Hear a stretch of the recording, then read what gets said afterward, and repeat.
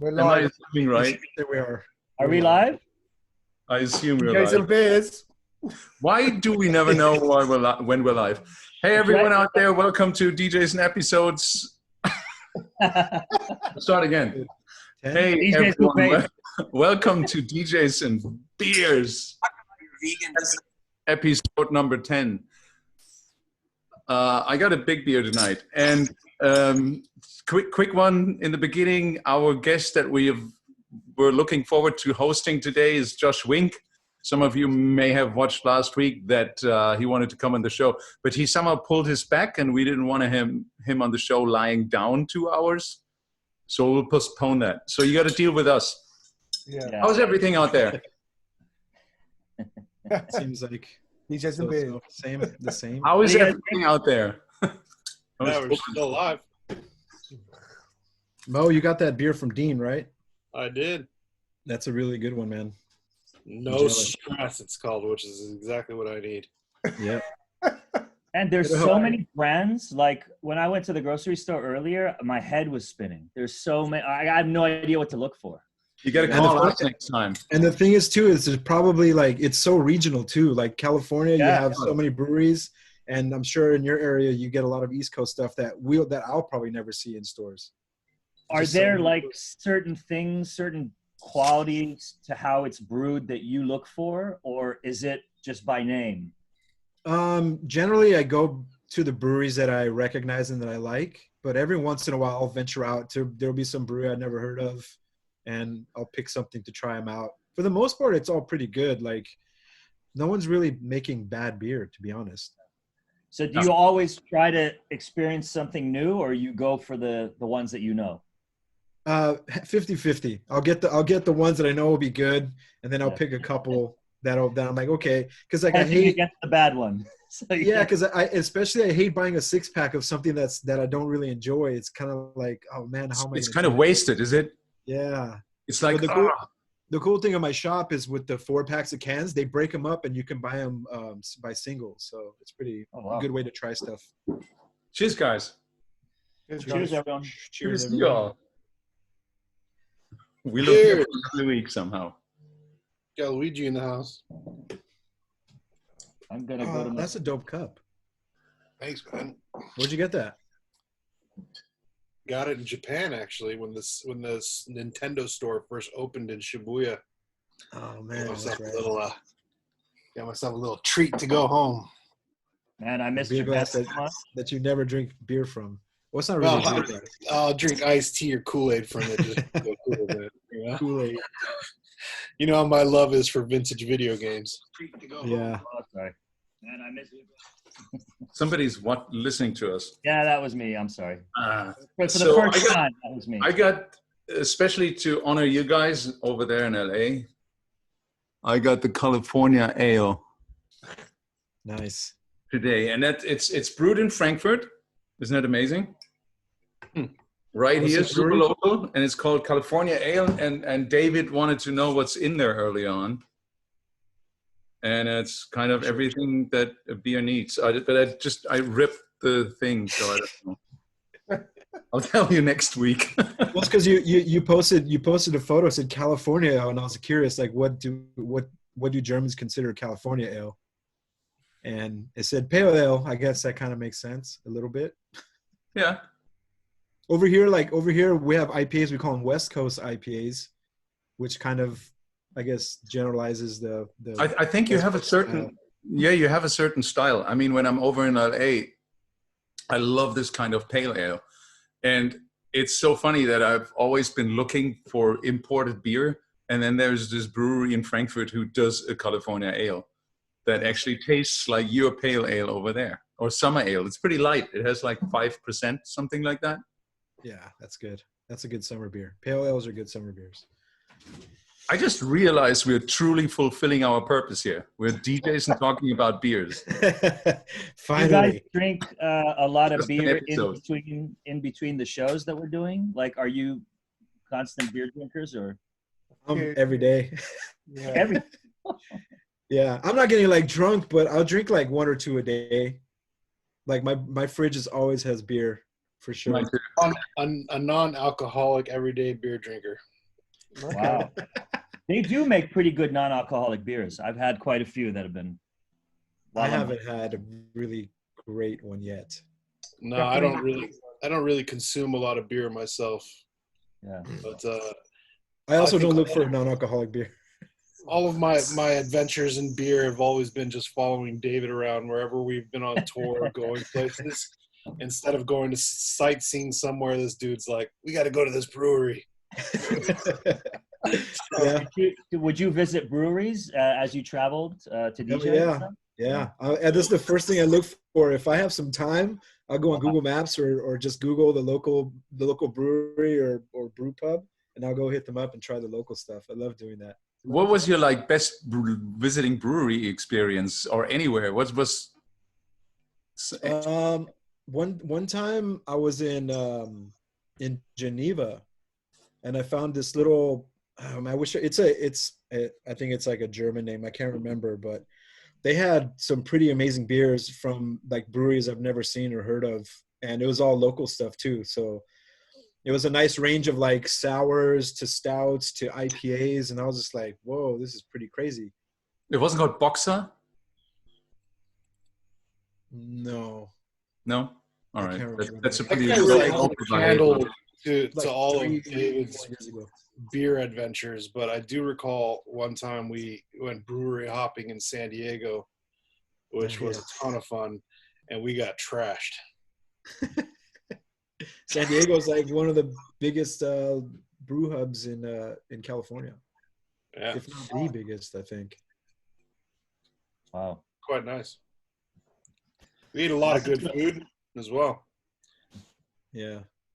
I've only been to one beer brewery. I was skiing in Kanazawa in Japan, and there was a local brewery, and I think the guy was Australian maybe that ran the brewery, and he's been living there for years, and it was really interesting. I've only been to one beer brewery. Oh man, I love Japanese beers Ali, did too. you play there in Kanazawa? Did you play? No, there's some friends that we have out there, so Because I played. it was more of just like a little getaway, you know. Yeah. 1 week of skiing and eating and just Nice. hanging. Onsen, the hot springs, I love that. Yeah. But I've been to like, as far as sake breweries, I've been to probably 30 plus. Right. Oh yeah. That's a lot of alcohol. By the way, I think we just managed to stream on sort of all our platforms. Right. I was a little late with my YouTube. Since we don't have our guest Josh Wink with us today, we're actually looking. That's what we're trying to do. We're pretending to do, looking at the comments in where are we on Facebook, YouTube, on each of our channels, Yeah. and Twitch as well, right? Twitch. And in case we read something interesting, we might talk about it until we drink some beer. Oh geez. Someone is mentioning that they hear that the clubs in Bulgaria are opening in a few days. Oh wow. What do we think about that? Well, I mean, Asen is asking this. should we open with this gig in Munster and what everyone thinks about it? I mean, Chris, Yeah, that's on your mind today, Matt. but I mean, Chris, you're German. I mean, what do you think? Of the gig in Münster that Gerd did? Yeah. Yeah, I heard of a friend of Gerd's friend, a nearby source, that it was, I think, an interesting experience, but it was a bit weird. Like it's just weird. But ultimately, it's a weird limitation that you have to deal with. And when I looked at the footage, I felt like everybody's doing a dance-off for each other, It's like there's so much distance between, and it's kind of like an awkward atmosphere. I really think if I want to go back, I want to go back to a sort of normal club experience. Yeah. And that's why probably it's going to take a little longer. Yeah, I mean, I know that when we on our little chats on our that Andy was very vocal in being very pro this party, saying that people Bring Andy on. people need to go out, people have the right to do blah blah blah, and I get it. I mean, I guess people are very frustrated. They're at home, but I think there was also, as I was saying earlier, that there were a lot of negative comments where people are saying maybe it's unsafe, maybe it also paints the wrong picture for people to just do whatever they feel that you know, that they could just put on parties. You know, what's the MO here? What's actually going on? You know, so, and it's still. I think it was very unclear even from the review in RA what the real intention was from the promoter, because the door price was super high. It was really limited. I mean, that itself can't be sustainable. So, what was the actual point of doing it in the first place? I mean, what was like the capacity and the price? I didn't really see all the details. It was 1,000 capacity venue, and I think they had 200 guests. I think 100 guests even only, or 150 or something like this. Quite expensive, I remember. Like, and it was 70 euros to get in. 70 euros, yeah. Yeah. Oh, interesting. Like, I mean, apart from what the really valid points that Matt has mentioned, like the security aspect is like, is it really safe? Is nobody contracting the virus? What is the whole intention behind it?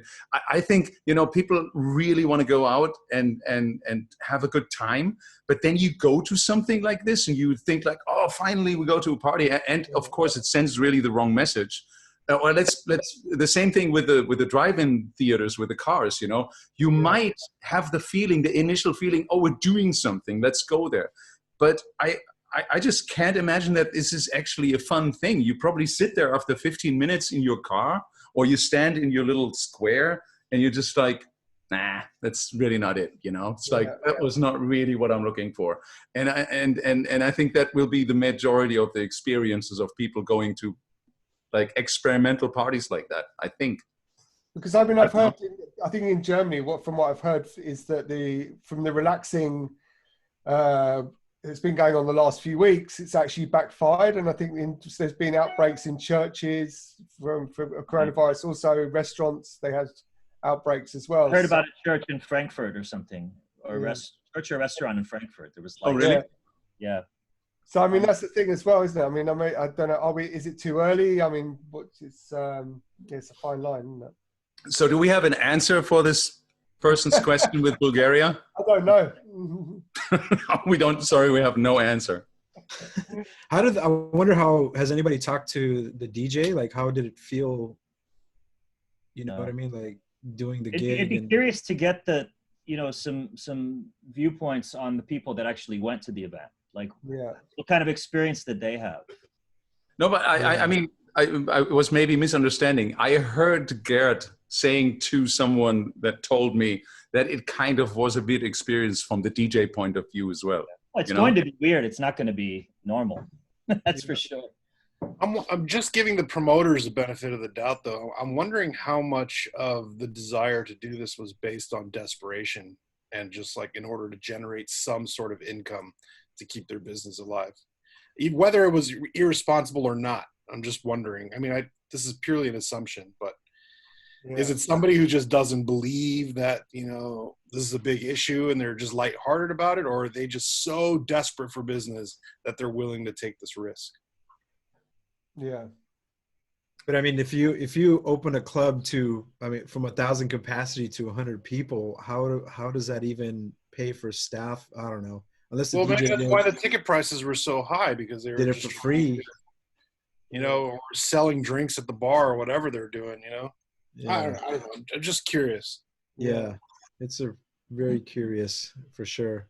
I mean, because I can see that going on around here in LA, like people who are very eager. I mean, my wife works in the yoga industry. She's a yoga teacher. And, you know, we know a lot of people who own several yoga studios. And you can see how eager people are to just open their business. And it's not because they're not conscientious about the fact that it's not safe to gather in large groups, but people are really, really on the edge of their entire lives being ruined. Yeah, but with something like yoga, I mean, if you have the mats spaced out. Surely you can do yoga with something like that. You can do it anywhere, right? Sure, Way sure. more doable. Yeah. I think what I'm trying to just put into perspective is the desperation that's coming out of people who are not able to put food on the plate, keep their businesses open, and are very, very close to just closing their doors for good. It's like this, trying to find this balance of like, man, can I open my business and can we make some money? But obviously it's not a good look, and I think desperation plays a big role in people's decisions, however irrational that we may think they are. Yeah. And we're in unprecedented times. I don't think people know exactly what the right or wrong thing to do is. They're just kind of feeling things out and yeah, that's true. Trying to manage, the situation as best they can. If you guys if there was a local promoter like close to where you live that wanted to do a limited capacity like outdoor event and they wanted to book you to play, would you play? I don't think I would, to be frankly honest with you myself, because I have a lot more people to worry about in my family than just myself and making a small amount of money on a small gig. I'm not that eager to really go out and party with people right now. Obviously, I'm eager to work, and I'm trying to find other ways to generate income and revenue somehow, whatever in our situation that may be. So, yeah, personally, if somebody came up to me with a gig, even anytime this summer, no matter how hurting we are financially, I'm still in the position where I would have to just decline anything that came my way. Yeah, I'm kind of on the same. I feel kind of the same. Like this summer feels too soon, and I wouldn't feel comfortable even if it's outdoor and limited. I don't know, just feels too soon. I mean, the last week, everybody I talked to, especially in Ibiza, is thinking it's going to kick off again from July. And I find that hard to believe, but that's... I mean, I saw that Musicon is going to start in July. I saw that, yeah. I saw that. How's that going to work in Pasha? I mean, how's it going to, in such a club that's like, where the corridors, to go from room to room or to navigate your way around that club, everything's so tight. Clubbing is an extremely social activity. So it's not like yoga where that's actually everybody is.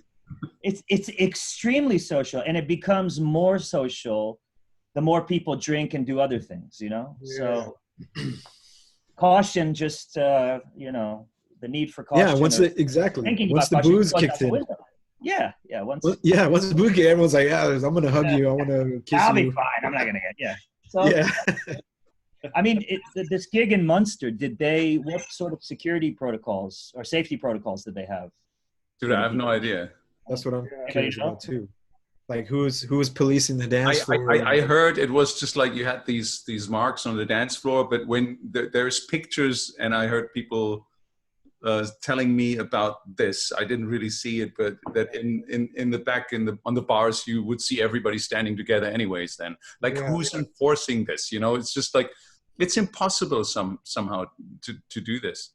So, and I think you guys in the United States, when I watch those news, you especially have not even the first wave is over. You have a second wave coming more in the countryside now. Yeah. So even that, thinking like, oh, maybe you should start playing in the countryside some gigs because the infection rates are low there. No, they're not. It's kind of everywhere. And I agree to you guys. It's just like this summer is just probably too soon. But then again, you might have certain spots where there's on the world, I'm not, Iceland or something, where they have two infections, and then you could play a small cave party there for Icelandic people. Didn't New Zealand just let the last corona patient out of the hospital? Right.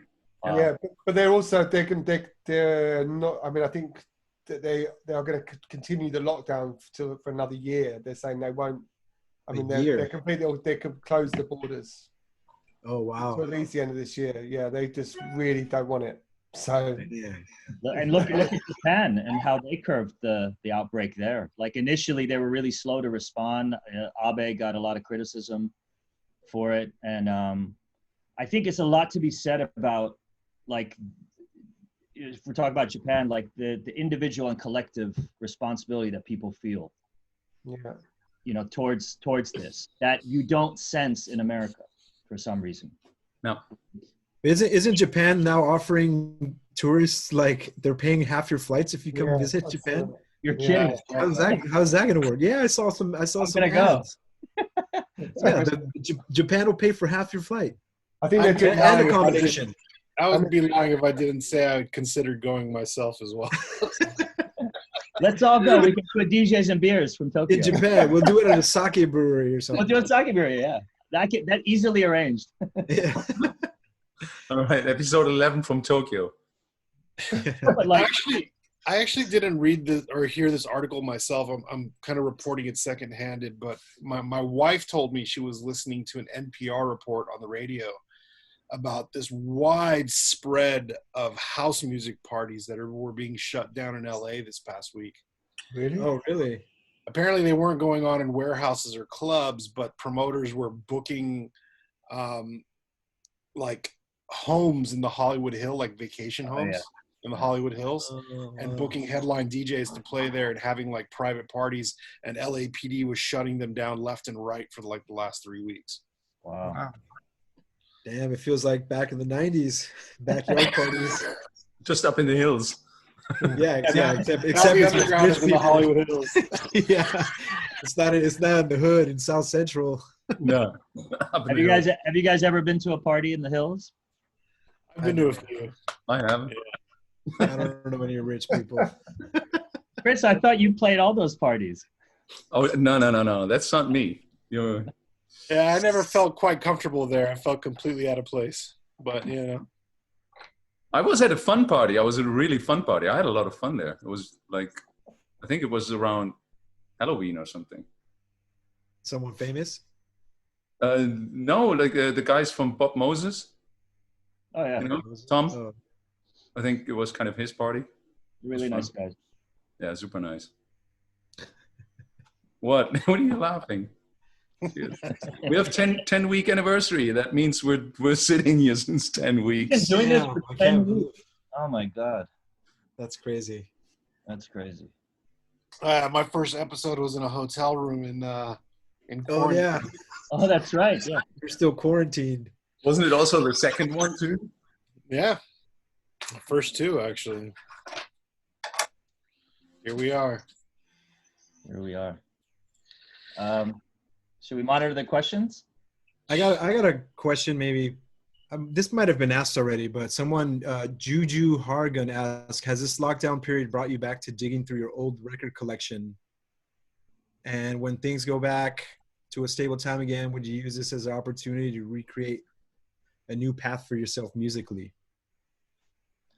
So like vinyl record collection or like iTunes? I'm assuming, yeah, record collection. But I think we talked about this. I know I have. I've been digging through a lot of my stuff and ripping vinyl and having fun playing records in my house again. But Have you by now started to produce again? I started to produce again slowly, but I'm still not back to my normal self. It's been bad. Wait, I think we should do a track. Like, Yeah, we we talked about this before. That could be fun. That could get your creative flow back in action. Yeah. That could work. It's like a monotone DJs and Beers. I'll do the vocals. I don't know, Mo, do you remember that? We once tried to do this called Roundabout. Yeah, I remember that. Roundabout. It was with a CLR crew back in the days with Filter and Mo and Tommy. And that one starts something, a loop or something, and then send the loop to the next guy. The next guy adds something or just something new out of the loop, sends to the next guy, and it goes around as long as it's somewhat listenable. How many artists? I thought the best one though was Chris was was Luciano when he did the game show when he was standing on stage, and did you see when Luciano had all of the guys from Cadenza? Oh, that's right. Yeah. He had his back turned to. Yeah, but it almost. I saw it at like, Monegros one year. Yeah, Monegros. It almost looked like a quiz show. Yeah. Yeah. And the kind of lights would come on when they would be part of it. Yeah. So they could try something like that. But with the roundabout thing, who decided it was finished? Was it up to you, Chris? We never finished it. I think we never really started it. It's still an ongoing process. So how long ago was this? Wow. Lost in the ether. 10 years now. Oh, wow. Who has the project file? I don't think we ever. I honestly, I think I started at file. I probably have something on the computer behind me, but it never got it never got anywhere. Why don't Chris? Why don't you start something with like a kick drum, since you're so good with kick drums? I'll just send you guys a kick drum. That's all right. Yeah. And we can decide who we can do it in the same order as all of us choosing a guest. Well, someone could be a hi-hat, someone could be a clap, snare, toms. Yeah, they just progress into synth, bass, vocal. Chris, look at Chris stroking his chin. Now you can do all the little eerie synth patterns. Let's bring minimal back and have 4 sounds. I'm just looking at the comments if anybody is interested in wanting us to make music or. You're talking about minimal is back. But wait, what if we limit it to 5 elements? There you go. That's it. You know. That could be really interesting and also that could be interesting. Yeah. and either quick or it could take forever. But I think it would need one person to be like, okay, this is it, because if everyone's doesn't agree, then it's going to be always changing, or I don't know. It could be an interesting experiment. I think we can all vote on that one part. We could start right now. I'll get a kick drum going and I'll send it over while you guys talk. Chris doesn't want to talk today again. Oh, I really want to talk. Cheers. It's not Father's Day this week. I'm so happy I have a big beer tonight. Well, Father's Day still in Germany? What do you say? Father's Week. Father's Week. When is Father's Day in the U.S.? It was like I think it's in June. No. I think it's. You guys have Father's Week? No, we were just making a joke. Just playing. Chris doesn't want, because last week he said that he wasn't going to be hosting the show because it was Father's Day. It was his day off. I had an excuse, yeah. No, I don't have an excuse. Today you don't. Well, how about you tell us about your 14-hour live DJ stream? Yeah, it's been quite a week since we've met here last Thursday. I don't know. I was planning a little wrong, I guess, because I thought I'm playing the Movement After Hour at 4 in the morning on Sunday morning. And I was planning my own stream on Saturday night starting at 11. Sure. And so I thought, I was on Friday on the phone with the technician and he told me like, I told him, like, all right, then at 4, I guess I just switch over and I start off the after hour. And it felt like kind of a cool idea. I start at 11 and I play till 4 on my own stream. And then I just basically finish my set. And then I just like maybe get up, walk around my chair, and I'm at the after hour. And then I just start to play the after hour right away. You just don't have to go to another club or anything like this. And that was my idea to do it. And then the guy said, like, no, you're playing on Monday morning. Like, what? Okay. And so everything changed. And I somehow on Saturday night, I don't know, I've always been really interested and always had a lot of fun doing radio shows. So I already done, I'm not sure if I'm good at it, but I really like to do them. So I did this like at a satellite radio station already starting in 97, I believe. Yeah, 97. That's wow.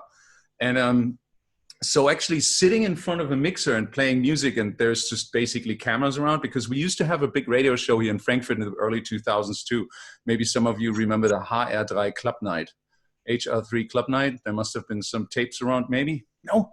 It's like Sven Fate played on there. All the big DJs always played on there. Sven and DJ Doug, and you know, it was kind of an honor to play there. And in the last 2 years, I was able to play some of their shows too. And that's where they started to basically broadcast them in television, because it was a public radio station that's connected with the same public television station. So it was Saturday night. They would broadcast it to one of their third programs in the television. So, so the whole concept of having cameras around and you're playing music for you don't know who's watching is, I don't know, I kind of like that idea. So on Saturday night, I started playing again, and I really enjoy these things. And it's kind of, you have to do a lot of stuff because you just basically have to kind of like see that this whole stream is still working on all these platforms where you're streaming. And then you have this fog machine and some lights, and I have this beamer that, like, I just want to have a good atmosphere too, So I even have some candles on. And why is it so light here today in my room anyways?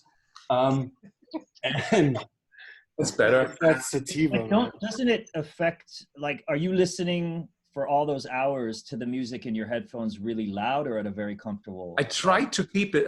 You really have to be disciplined. We talked about it last week. You have to really just be disciplined to take it down. The great thing about these headphones or these headphones that I have since a while, when you turn them too loud, it just sounds, they really quickly tell you this is not good for you. It's like, it doesn't sound good and you lose the clarity.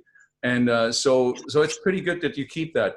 But, I just kept playing and I never really had the idea of like, oh, I need to finish now. And it's just like, why not? I don't have to go anywhere. So I just might as well continue to play. And somehow it was kind of 7 a.m. and then I stopped. And then I had to do another 2 hours, which I ended up being 3 hours for Movement Detroit 2, where David and Mo were playing too at the same party. We played at the same party last weekend, guys. Yeah, we did. We did. Yeah, have you guys ever used the sub pack? That's funny. I had a discussion with somebody about that yesterday. Incredible, man. Incredible. Yeah, it is. There's just a subwoofer you wear? Yeah. I found a couple of old ones. You put it on your chair. Huh? You put them on your chair, right? Oh. Yeah. Well, you could put it on your chair or you could wear it. Oh. Yeah, John Tejada was telling me all about it, and he was really hyping it up to me that it was helping him out with his mixes. Huh. Interesting. So this is a really old one. So that's what you put it on the chair, right? This goes on the chair, and then this one, I guess they made custom for me that I just found. Wow. And you're not using it? No, I just came across it. Like, it looks like Batman equipment, dude. Yeah. I think for the reggae and dub session on Sunday, I'm gonna wear it and see how it feels. But it's pretty fucking epic. Yeah, wear that thing for rave, man. Yeah. Chris, doing a 14-hour set with this is probably considered a workout then. Like these fitness machines that just shake you. The little pads, the electronic. Do you wear it on the front or the back? On the back. On the back. Oh. Yeah. Probably great. I'll let you guys know next week how it works out. But I think just get somebody with a really deep voice and just like talking to the mic. And just have them like give you a massage. Yeah. It's gonna be that could pretty be excited the whole time. Yeah. So Chris, do you play the same tracks like a few times over 14 hours? Well, the 14 hours was 1 8-hour and 1 3-hour. No, it wasn't 14 hours. What am I saying? It was 11 hours. 11 hours. But even wait a minute. If you do a long set, would you play the same track a few times? If you're really into it? No. It makes no sense. Every track has a certain moment in the set. And if you have to repeat a certain track, you probably, then you're running out of music, I guess. Because I'm always like the believer that, like, if I play at Panorama Bar and I play a long set, if I'm really into that track and time, exactly. I always think it's like being at a house party and my friends are like, "Can you play that track again? You just played, Oh, really? Rewind. It's a classic DJ kind of method of breaking a record that you really love. Yeah, for sure. Yeah, because you play it once and obviously everyone's heard it. And you believe that it's amazing and you love it. When you play it again, you get a stronger reaction. Yeah. Really? I did that at Berghain once on a 4-hour It's a house music thing. It's not really a techno thing. Is it really? That's the first time I hear something like that. I would always feel like if you play a track twice, people would look at you as like, not at all. I forgot you played that already. Like, what's going on? Right, David? Yeah. there might be 2 people that'll recognize it or remember. Everyone else, it probably sound like it's new to them. Yeah. Like he said, it might even be more exciting because like the vibe is a bit better and like a bit more hype. I've done it and I've never heard anyone say anything. I've never looked at it this way. This is total news to me. This is amazing. Seriously, I'm going to try that now, but it's obviously not going to work in a stream, right? Because nobody. But if you're doing an 8-hour stream, it could work. Yeah, I mean, for sure. Huh. Yeah, you'll get more virtual. Thanks for the inspiration. Think about drum and bass DJs. They would rewind a track and start it over again, and people would lose their minds. Yeah. All the time. How come no one's rewinding in techno? You guys are so right. I was so wrong in the last years and decades. It's like I've never really thought about this. This is actually true. Because I sometimes really stress myself. If you play a long set and you have these 2-3 really amazing tracks that you're so looking forward to playing because they're new and they're like, oh, great.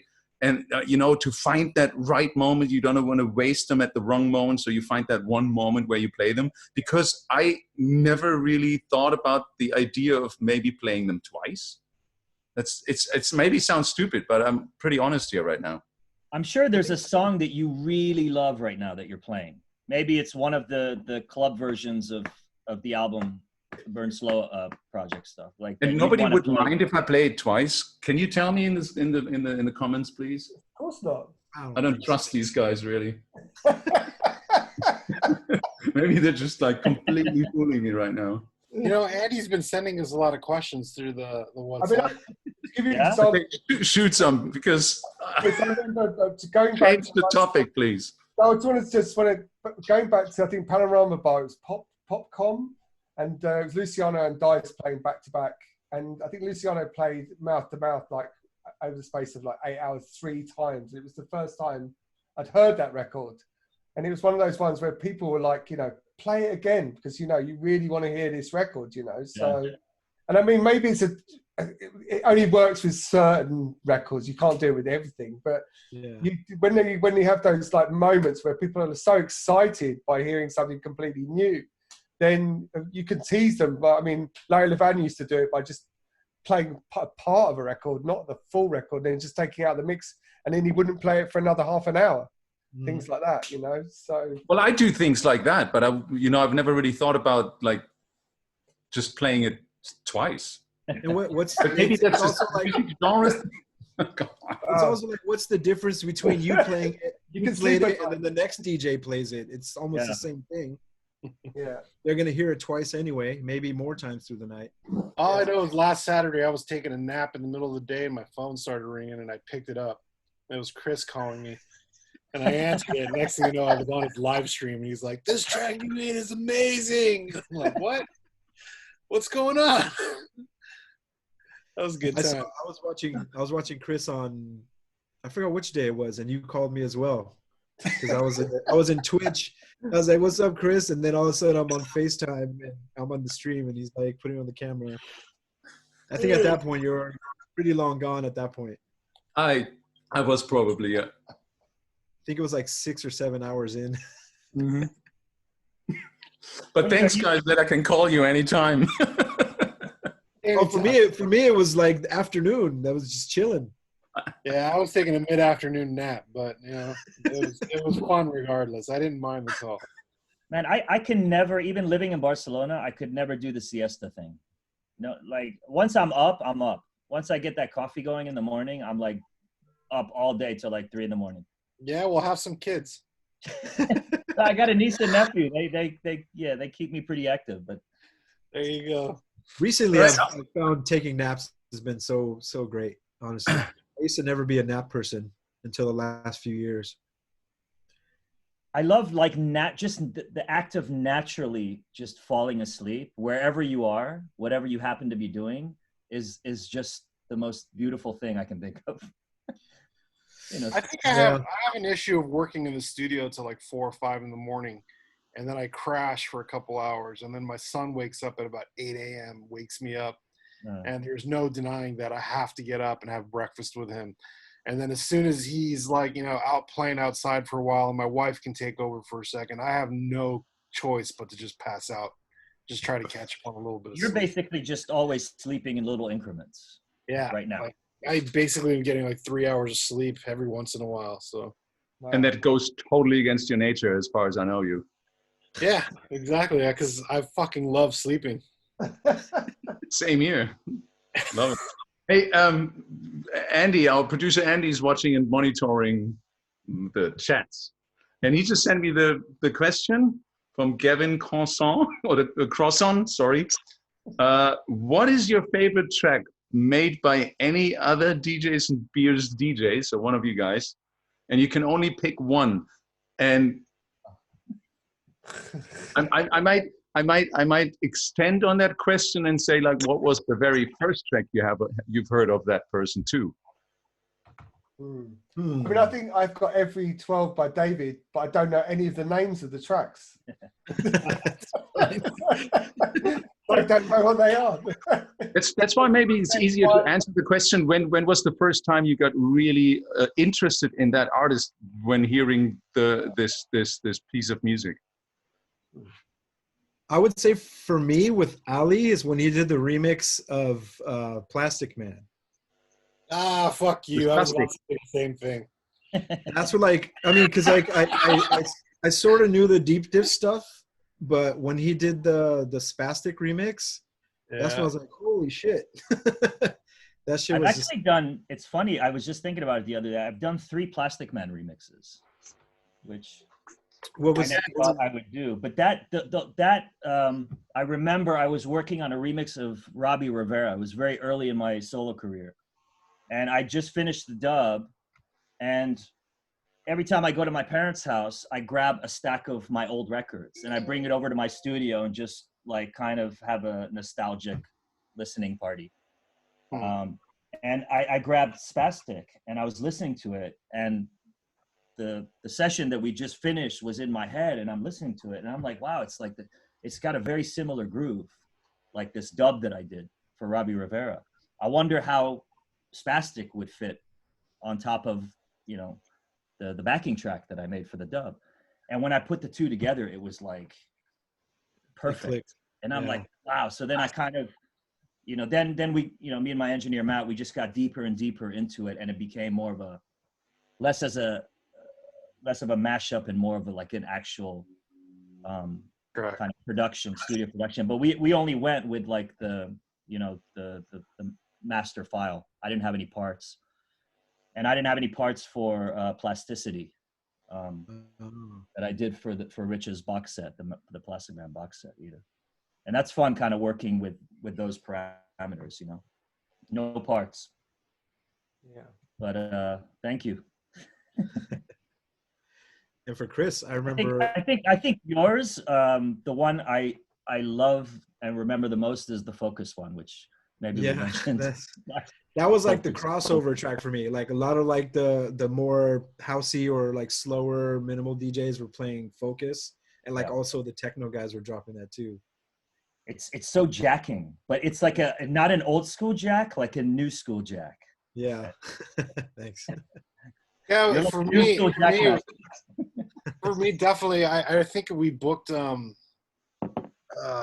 Actually, oddly enough, Richard Devine had played for us, who doesn't actually DJ techno very often, but what he did, he dropped Ali's Spastic remix, and that was the first time I heard it, and it blew me away. David, I think there's far too many tracks for me to mention. The Grindhouse tracks were always a big thing for me as well, and with Chris, all the audio recording stuff in the beginnings and all the collab stuff he did with Joachim too was amazing as well. Thank you. And Matt, when did you first release? What was the Don't Stop, Don't Sleep one? Yeah, what track was that? That was Matt. That came out in 2013 on Nonplus.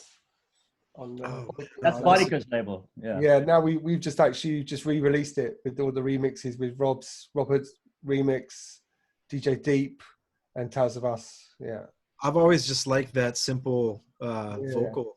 I mean, I did that. The vocal I did on my phone in the bathroom. It's on my iPhone. I think that was it. But it's always those simple phrases, man. It's just like it just works so well. Yeah. Your tracks, Matt, seem. I know there's a lot behind the scenes. They seem really simple, like, condensed down to just the core element. Is that something that you go for? Like, do you typically have a lot of ideas and then you start eliminating certain things because you want to whittle everything down to just the core? Yeah, I mean, I think I've always been, I think we discussed this, but I've always been into, when I was younger, like into mood to swing, in house, that for house music, that New York sound. And then I guess when I started producing again on my own in the early 2000s, I was just wanted to reduce it down, to this kind of skeleton kind of beats. Yeah, basically that's it. So, and also I think when I started doing remixes, and when you're working with a lot of stems, it's always great when you're doing, or when you're working on like productions, but there was a lot of parts when you start taking everything away, and I guess that's, again, it's more like a sort of dub reggae kind of approach of kind of stripping everything back and reducing everything, and then realizing that there's all this air, and the more space you give it, the better for me it sounds. Yeah. And I think that's why, again, with this kind of like 90, this is why I don't understand this kind of 90s techno revival, where it's literally, it's so full. It's so crazily full, where it just doesn't sound good on a large sound system to me. It's just, yeah. And the problem with a lot of that stuff is like too many breakdowns.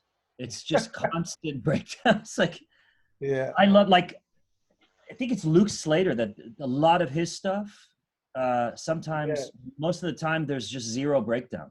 He's a master. You look at the waveform and there's nothing.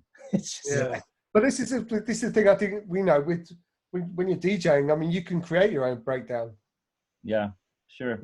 That's the great thing about techno, is that you don't need, it doesn't need to be put in the track for you. You just make your own one by just EQing the track. So, and that's what's great about when you listen to something like Basic Channel or that early techno, and that there's no breakdowns in there. It's just a journey. Like, so the track we all do together, no breakdowns, okay? It's going to be totally We're going to hypnotizing. have five elements. I got it. 5 elements. We're going to call it Rewind, and no breakdowns. Okay. No snares. There you go. No snares. No snare rolls or buildups. Yeah. But let's put a cowbell in there. One cowbell. How long was that Eyes Wide Open track you did? It was like, what, 15 minutes or? That was one of my things that I wanted to say. Really? Yeah, RNS. Track. Eyes Wide Open? Was it called Eyes Wide? On the RNS. Yeah, I don't know. I mean, I think when I was, especially in the mid 2000s, when I was still living in Brighton in UK, and I had a really nice studio, and when I was doing the arrangements, I would just never look at the clock. So I would, and back then I was smoking weed. Wow, that's a fucking, I have it here, but I haven't played it in a long time. That's an amazing track. But it never felt long though. Yeah. Like, you could play the whole mix and the crowd was always engaged. Like, you never got the feeling from the crowd that like it was getting boring already. 2008. Oh wow. Right? Yeah. I mean, I think for me, it's especially back in the early 90s. I mean, you'd have to buy two copies of every Strictly Rhythm record so that you could extend everything, and you just want to extend the beats or the dubs, and that was my thing. And I guess that's the same thing for a lot of DJs. Probably everyone here is just extending those. Like we were talking earlier about, Chris wanted the remix I've just done for him. He just likes this particular part where it's just this groove, and he just wanted to extend it, Yeah. I mean, you can do it with Tractor, but you can't do it with vinyl. Yeah. That's why I like digging through my collection and making edits of these old tracks that just were kind of not, I wouldn't say poorly mastered, but like you were saying, like they're so full, it's missing a lot of that punch and power. I can just like throw a kick drum in there myself and make it fat and sound like modern and playable. I do that a lot, actually. Yeah, then I think with Matt, it's really difficult to name one track. It's just so much. It's just the amount of, especially these minimal productions that you've done that are so hypnotizing and so like the groove is just capturing you. And this is what you kind of did with the remix you did for me as well now. That's just like it's just like Ali said it. It's like it looks and sounds so simple at the first glance, but it just keeps going and keeps going, and it's just captures you. And it's just like I don't know how you manage to do that. But my first tracks I think were pretty early ones. You did a remix for DJ Hell, Let No One Jack. Then obviously the Deers in the Headlines, Jones something. You remember that? The Deer in the Headlights. Thelonious. Something, yeah. Something. Yeah. And then there was one, I was just looking for it, but I can't seem to find it. I mean, obviously also the one for, what was the really long one for Moby? New York for Moby? Oh, yeah, New York, yeah. Oh, what a masterpiece of just like... With Debbie Harry. If you want, with Debbie Harry, if you want to listen to something really like what it explains what we were just talking about, it's like that Moby track. It's called New York. It features Debbie Harry and it's the Radio Slave remix. That's a pretty good one. But you did one with, it was something with Rabbit. Was it out on? Can you help me on that one? And I try to find it, but I can't find it. Anyways, it's just like your legacy is like insane. And both of you, Mo and David, I think it was the Brain Damage, the first track that you did under Cell Injection. Do you remember that? Cell Injection? Yeah. And obviously Mo has this absolute fantastic album on that label CLR, which I still absolutely love to get. These are some of my favorites. David has so many old like audio injection tracks that's like, I've had phases in my DJ career where my nights would have been over after like 2 hours of playing or 1 hour of playing if I didn't have all these audio injection tracks that I was playing somehow. It's just like, and it's the same with Truncate. And it's like, I guess without you guys, my sets would be like 1 hour long.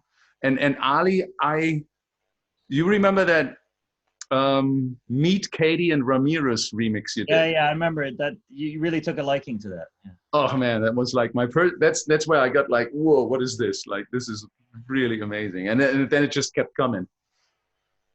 Well, I have a question. It was funny. I was listening. Do you guys listen to Tiga's podcast? Not yet, but I really want to. It's really amazing. And I just listened to the one that he did with Errol Alkin, where he talked about how they had like this group chat going with Dave and Steph from Too Many DJs. I think Boys Noise was part of it, whatever. And for them, and obviously they would share new music that they were working on, but for them, what mattered the most was getting the approval of all these people who were in the chat who had this mutual respect with one another. It really wasn't about how they felt about it or whether, the public were into it or other DJs were into it. They were solely trying to gain the approval of this core collective of like-minded artists who were sharing all this new music and works in progress and stuff together. So I think for me, at that point in my career where I did that Meet Katie remix, that was the most, in many ways, maybe things haven't changed all that much. It's like getting the seal of approval from a colleague means more to me than anything, really. More than how I feel about it or whether it's in some Beatport chart or something, Maybe we should make a Spotify playlist with all those tracks for the people out there. Yeah, I think we should have. Am I promising too much already and we can't deliver? And by the way, Matt, it's Hermann der Rammler. That's why I thought of rabbits. Luca Baldini, you remember that remix? Yeah, really, really tough one, really hard one. Hermann der Rammler, that's German for rabbit. That's why a weird word. That's very old. 2006 maybe or something. I can't remember. Yeah, but the old spin club days. Yeah, but what did you release before that? Because I was already a fan way before that. I know that. What was before that phase? Well, actually, in the mid '90s, I ran a little label with some friends called South Circular Recordings, and we did some techno and everything. But it was, I was more in the back seat. I was working with two other guys, and I was kind of like joining them in their studios. So, but it was, I mean, they had a great setup. It was, everything from the M1, Kurzweil K2000. We had 303s, SH101. I mean, Atari, blah, blah, blah. But yeah, we did a few things, but yeah, it wasn't until the early 2000s that I realized I could do it on my own. But yeah, I think the first solo release I ever did was the classic release, the Record Lost Star EP, which was 2005. All right. That's what I was going to bring up. It's like, what was everyone's like first ever solo record you ever put out, even if it was under a different name? Or at any time. Like Chris, what was your first record put out? Audio's number 7. It was called Gassen. It was not called Gassenhauer. I'm wrong. I'm totally wrong. It was called Dandu Groove, and it was Audio number 7. It was released in 1997. Wow. Was it under Chris Liebing or a different name? Yes, you find it under Chris Liebing, called Dandu Groove. Dandu Groove. And Matt, you just said yours 2005, right? Solo. Yeah, that was the first. That was first solo release, but I did a load of stuff in the mid '90s. But just Chris, quickly, I just wanted to ask. I really loved it. What's the remix you did for Strictly Rhythm? It's amazing. That was in the mid '90s, right? Or yeah, Planet Soul. Yeah, it's amazing. You did a remix of that? Planet Soul. Wow. Welcome to my Planet Soul. Yeah, I released on Strictly Rhythm, but only because George Acosta. That was the guy who produced Planet Soul. Yeah. We met him in '96, I believe, in Miami on the Miami Winter Music Conference. Those were really incredible times. At the same time, I made this, not only me, I had my co-producer, Andre Walter. We were always doing this soap records together, and Tony Rios was involved. He's another DJ from Frankfurt back in these days. But we've worked with Marshall Jefferson, and we did the Noosa Heads versus Marshall Jefferson at that time. Wow. Mushrooms was the biggest track actually we did with him. That was kind of like a little hit. And the Planet Soul remix was really funny because this George Acosta guy, he really liked our soap stuff. Like the soap was the label, the housey label. And he wanted to release something on our label. And I was like, of course. And we kind of said, like, can I do a remix of this Planet Soul track? And he said, like, yeah, I'll give you the parts and do something with it. So I was with Andre working on this, and we'll send it back to him. And then he was saying, like, yeah, you know what? Strictly Rhythm already has released too many remixes, and it's great, the guys, that you did that, but it's not going to happen. I'm sorry. And I was already like, oh, okay, sad. But the story went on, and it's like this really nice story that you always can be lucky at the last moment somehow. Apparently, he did send the DAT, Strictly Rhythm, yes, the DAT to the New York headquarters of Strictly Rhythm, and somebody put it in his DAT player and played that remix. Actually, I did 2 versions of it, but that remix. And another person responsible for the remix package must have walked by the office in that moment saying, like, wait a minute, what is this? That's a different sounding remix. And then actually Strictly Rhythm decided, because they already had released all the remixes, they decided to do a limited 12-inch release of only that remix.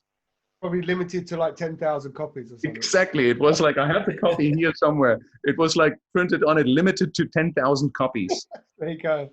Yeah, and that was, I could have finished my career after this, and I would have been happy already.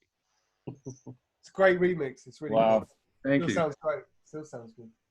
What was your first record, Ali? I think we might have before. It was the first thing that we did as Deep Dish on our own label, DDR, which was '92. Moods of Feeling. Damn. And that's kind of what kickstarted everything. 92.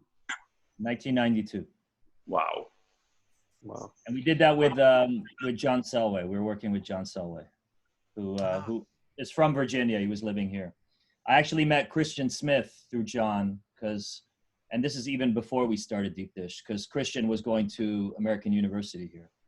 So I've known those guys for 30 years. That's crazy. Damn. I think Christian is actually watching. I just saw him going online here at some point. Christian, I should mention, is doing a 25-year anniversary of Tronic tomorrow with Beatport, and I'm contributing a set. So hope everyone tunes in for that. Nice. Yeah, Christian's a very dear old friend. And hello, Christian, if you're watching. My first record? What was your first record, Mo? My first record was in 1997 under the name Mad 12, which stood for Music Always Dominates on 12 inches. And we were doing kind of like, I guess they were DJ Tool, lock grooves, and scratching records for like turntablist DJs. Oh yeah, I think you used to have those up on the wall, right? They're like fluorescent colors. Yeah, me and one of my best friends growing up, Mikey G, did them together. That's right. And I mean, this is the dude that I kind of grew up grinding my teeth making music with. I mean, he was a big house music DJ, and we were both into turntablism at the time, and we were making hip hop records and doing a bunch of stuff. So we sampled a bunch of old science fiction films and old movies off VHS tapes. We compiled this record, and we didn't have distribution for them. And I remember at the time, Rainbow Records, the smallest run they would do was 1,000 records. So we pressed 1,000 records, and we sold them all on consignment at local Los Angeles stores in like less than 3 weeks. And then we'd have to go back and repress them. And it's so funny whenever I hang out with like a lot of hip hop DJs in the kind of battle world, like DJ Qbert and those guys, they all remember that record. They're always like, I can't believe that was you, man. What the fuck? You still have them? Do you still have any copies of them? Yeah, we still have some copies of them here at the house. Oh yeah, we did 2 releases of them. Damn. Are they available anywhere besides on vinyl? Probably not. Discogs, maybe. I don't know. I've never checked. I know that I have a handful of copies here at the house laying around, but they were quite popular around the turntablist hip hop DJ community because they were super weird. They weren't your typical like DJ Rectangle records with like the fresh sample on it or whatever. They had a bunch of really fucked up weird samples on them that we collected from so many like odd and obscure places. I remember when I first met you, you would have them. You had them out on top of the door. The records were just like on top of the door, sitting on the frame. Yeah, on the door frame. We put like a little thumbtack through the middle of it. Yeah, first records, man. Like fluorescent. I was like, "What the hell are those?" You're like, "Oh yeah, these are these battle records I used to do back in the day." I was like, "What?" You know what's funny is that when we went to the record pressing plant, we had no money. Like we literally had saved up just pocket change to put this record over a course a long time. And went to the pressing plant. We asked them, what's the cheapest way we can make a record? And they told us, well, we can press a record with you off of regrinded vinyl. So like all the records that were like defected, they would grind them up and put them through a magnet to take all the metal out of it and then remelt that stuff. Wow. And because they pressed our record with regrinded vinyl, it was different colored vinyl from all kinds of records, like blue, green, red, yellow. And when you mixed all the colors, it would just come out like a shit brown color. So just had these records that were just this really awful brown record that had a lot of noise and just sounded like crap because they were regrounded. But I think that kind of added to the quality of it. And the fact that we were able to sell so many records just on consignment was just a testament to the time. Like, how many records were being sold and like how many battle records hip hop DJs were buying at the time. So what year was this? Dude, I remember buying the Qbert's like Super Duck Breaks and like Bionic Booger Breaks records. They sounded terrible, but it didn't matter. It was like you were just cutting them out. You were scratching the shit out of them anyway. Yeah, this was in 97 to 98 when we did this. I love it. You? I'm sorry? David, you? Oh, my first record? It was on 2004. Thunderdome. No, that was after. Oh, really? I never released on Thunderdome. I played at Thunderdome. Okay. But in 2005 on that label Monoid, do you remember Monoid recordings? Of course, Len Faki did that. So I got in touch with the label, but it was after Len Faki was running it. It was this guy Alex Flatner. Yes, I remember that. So I released that in like 2004 under the name David F. But the EP was called the Audio Injection EP. Okay. Yeah. So it was like at that time I was really into like the Kanzleramp stuff. So it was kind of like Detroit. Heiko Laux's label. Yeah. Yeah. Amazing. So I was trying to do that kind of stuff. And like if you hear that record, I'm sure it's on Beatport. I'm not 100%. That was in 2005? 2004, 2005. Because we did the first Droid compilation in 2002, and you did 2 tracks on that one. Oh yeah, that's right. I'm thinking of records though. Yeah, sorry. Oh, Bono. Yeah. Oh, you're thinking of records. Are we getting into the final discussion? That's what I meant. Sorry, I meant like what was your first record? Though? Yeah. Yeah. Well, yeah. The negative compilation. I had an original track and a remix of your track. The remix of mine. It was a track called Psychorax. Yeah. Dude, I still have those parts. I found them. We should redo that track. That's the one that sampled the HAL computer. Yeah, from Space Odyssey 2001. And it said, what did it say? It was like, my mind is... my mind is going. Is going. My mind is going. And there's another part, but... Are people still making like locked grooves? Do you guys remember locked grooves? Yeah. I see them sometimes on some records. Sometimes. Yeah.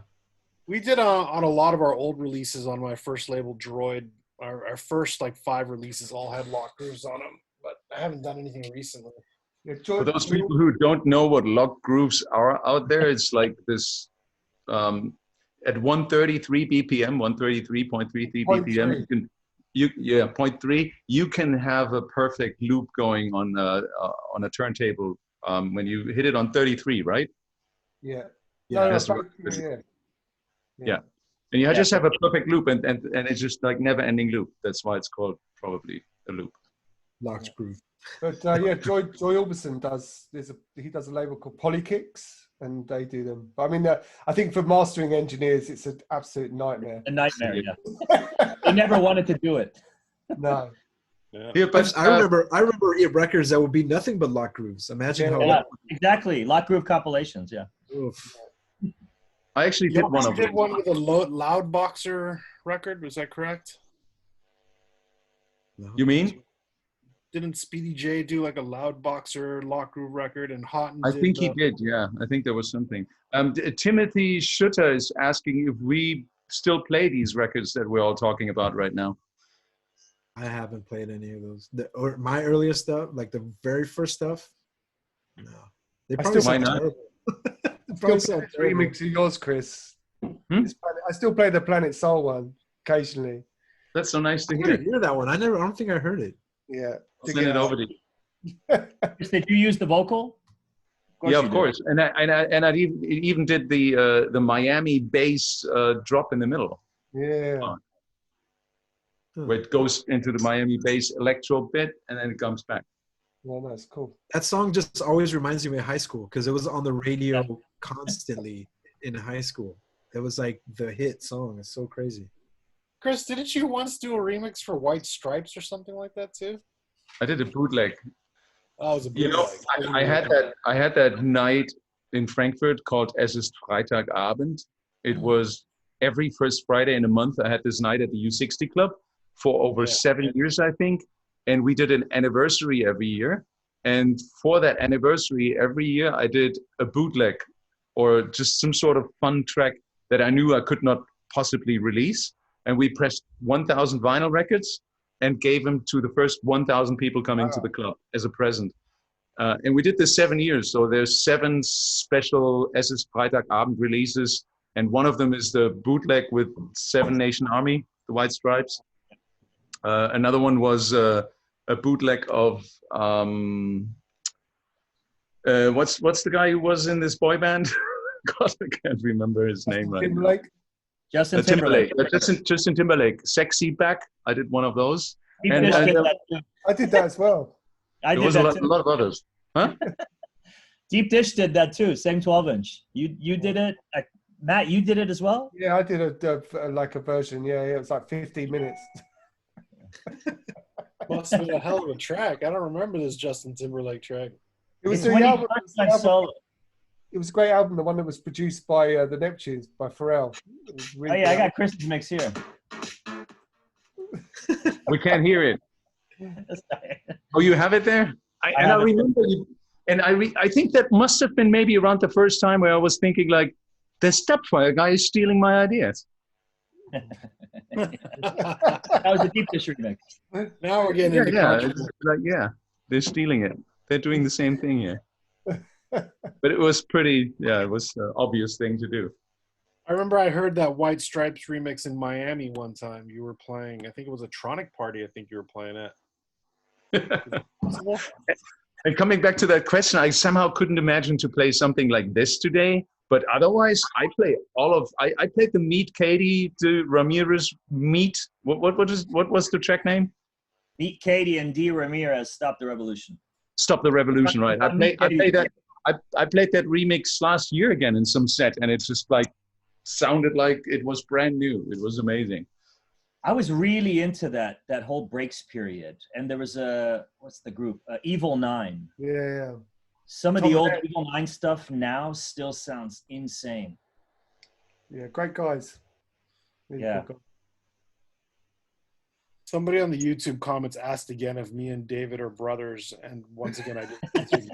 You kind of look like Tonight, you're very similar, guys. We get confused all the time.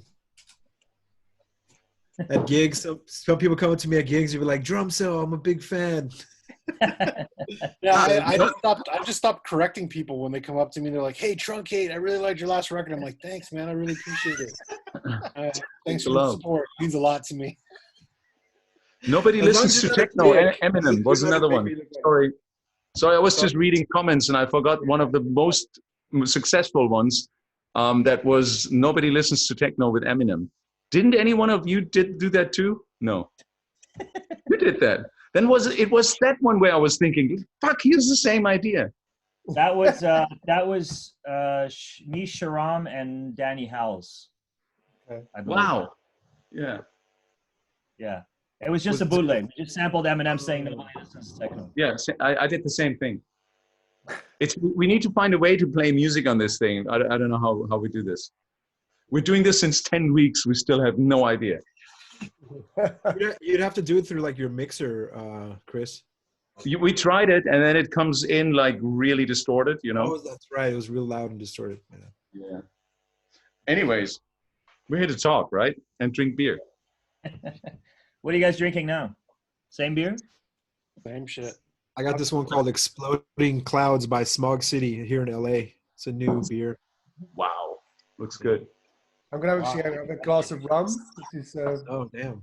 from Venezuela. It looks like some pirate shit, man. That is Comes in serious like- shit. It's from Got the Miguel. little wax stamp. Comes in a little leather pouch. Look at that. Oh, that's awesome. Yeah. Swashbuckler over My here. birthday tomorrow, so I'm having a little drink. Oh, Your birthday happy tomorrow. Happy birthday, man. Oh my God. Happy birthday. early birthday. Cheers. Happy birthday. There's a lot of birthdays coming up. Or that recently passed. Well, yeah, Ben Sims' birthday is on Sunday. Happy early birthday, Ben Sims. yeah. We're doing a stream. I don't know if he's announced it yet, but we're doing a live I think stream. there's a for lot his birthday. of Geminis in techno. There's a lot. A lot of dual personalities. Yeah, there's a lot. You have any special plans for your birthday, Matt? We're gonna go to this. We're gonna go and try this. It's supposed to be the best chicken sandwich in Berlin. So this place in Neukölln. We're gonna go there tomorrow, and then we might have a little social distancing barbecue tomorrow evening. Because apparently you're now allowed up to 20 people. But we're gonna have like 10 friends over, I think. So wait a minute, your birthday is at midnight? Yeah. Huh. In 2 hours. Yeah. All right, let's stick around. Not Keep sure them if awake. I'll Just be happy. keep Shut drinking up. that rum. Just keep drinking the rum, man. Yeah. Yeah, Cheers to keep that. drinking the rum. Right I into don't the think I've birthday. ever drank straight rum. My friend recommended it. I mean, I'm not a fan. let's try it. I'm not a big fan of rum. No pina coladas. Pina coladas, yeah. Too sweet. For me, pina coladas are too sweet. Rum more- and fresh, like the super fresh, harmless harvest coconut water. That's a really good combination. Yeah, and lime. Lime is good.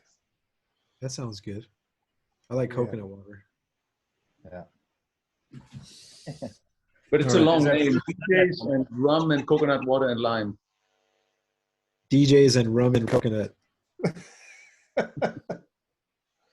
Everybody Should be keeps saying they want to see us go on tour together. I've seen like 5 comments on my. I think it'd be good to do like a brewery tour. We could do that. That'd be good because we're not going to be DJing. That'd be awesome. We're not going to be playing in clubs, so we can just go to breweries. We Yeah. should actually go to breweries, do the show, and then do like a little DJ set at the brewery. Yeah. Okay, I'm- Costa, I'm down for the we're brewery. getting part. back to serious questions here. Or should we? Yeah, sure. Shall we get back to serious We're- questions? We're up for So whatever. Costa Apostologoulou is asking, other than a distinct sound, what else an up-and-coming producer / DJ needs to have according to modern industry standards and your opinions? Social media presence. A good social media following. I feel like that's the most important thing now. Can I request that question to be repeated? Yes, 1 second. So Costa Apostologoulou, I'm sorry if I mispronounced that a little. Other than a distinct sound, what else an up-and-coming producer DJ needs to have, according to modern industry standards, and your opinion, of course, in order to make it? I think these guys already nailed that answer. All right, next question. That's kind of easy. I think that's a. I don't think it's a kind of a no-brainer nowadays. But is it true? It's very true. I think if you can project your image socially in the correct way, it's very easy to climb the ladder of success in this industry. Yeah. Is I that think it's pessimistic to say? I mean, I don't want to be negative, but it seems to be far more relevant these days than actual musical content. I think you should also try to visualize, this is for the young up-and-coming producers out there, like think of where you want to be, where you want to ultimately end up, and kind of reverse engineer how you want to get there and the kind of image that you want to project. Because That's true. if you establish that from the very beginning and just stay the course, then you're going to have, I think, a much stronger identity in the long run and a more honest representation of who you are. Ali nailed that. I guess. What I'm thinking is like, if you want to be famous, then It's Or not. social media presence. Yeah, in a tongue-in-cheek sense and kind of just laughing at the facts. You're absolutely right, David. Social media plays such a big role. But Ali's, in a more practical way, is absolutely correct about that. I think if you have a very, very clear image of where you want to go and where you want to be, you know, no matter how unrealistic that goal might be, it's a goal regardless. And finding out all the individual steps it takes from point A to Z is required in order for you to achieve where you want to be and where you want to go. Yeah, I think it's almost better to sit it out until you have a clear idea of where you want to go. Because once you start, then you're projecting that image or whatever it is, and you're going to be kind of held accountable to that image. Yeah, I mean, I was. And your social media strategy can be as active or as limited as you decide. But make sure that's part of the strategy. If you want to be really out there, or if you want to really limit your interactions to very targeted, specific posts or bursts of information or art, you know, think about the aesthetic. That's a big one. Absolutely. we always say that. I always, when we're talking to artists who are working with records, I always say now that there's no rush, and don't rush, because that's the worst thing that people can do. Because then everyone's rushing. That's the problem. They'll make mistakes, and then there's always this temptation. This the carrot that's dangled. We're working with this amazing artist, this young Canadian artist, Raven, who's now living in Barcelona, and she's great. And the music she's making is really unique. It's kind of like this mixture of kind of very high octane sort of techno, but with this kind of R&B kind of vibe to it. And with her release, the amount of requests we're getting is ridiculous, because she ticks all the boxes. She's a girl. She's very pretty, blah blah blah blah, and also the music. So, and we've just said you've got to hold back, as well. Plan things, like you said. Make sure you make the right moves as well. That's important, because you've only got one shot, so you've got to do it the best way you can, Yeah, and also like I think a lot of the younger producers now, they see all these like successful DJs and producers that they follow and that they look up to, and they kind of want that as well, and they want to get there as fast as possible. Yeah, that's the way they're trying to figure out. They're like, okay, how do I be like these guys and like be playing these massive festivals in front of all these people? Which is the quickest way to get to that, instead of putting in the work? And not necessarily that, I'm not saying everyone is doing that, but I think a lot of people, they want like an easy answer to that, when there really isn't an easy answer to it. There's also something to be said by the faster you rise to success, the faster you kind of fall as well. You see people who've been putting in work for so much time and has a slow rise to what they get. They tend to have a longer legacy. I mean, that doesn't apply to everybody, but there's certainly more examples out there that can prove that to be true. Yeah. But integrity also plays a huge role in everything too. And I think that's a big word for me. Integrity. Yeah. As long as you continuously stick to your integrity, and I mean, because music is subjective, and what you might think is amazing, another person might think is absolute shit.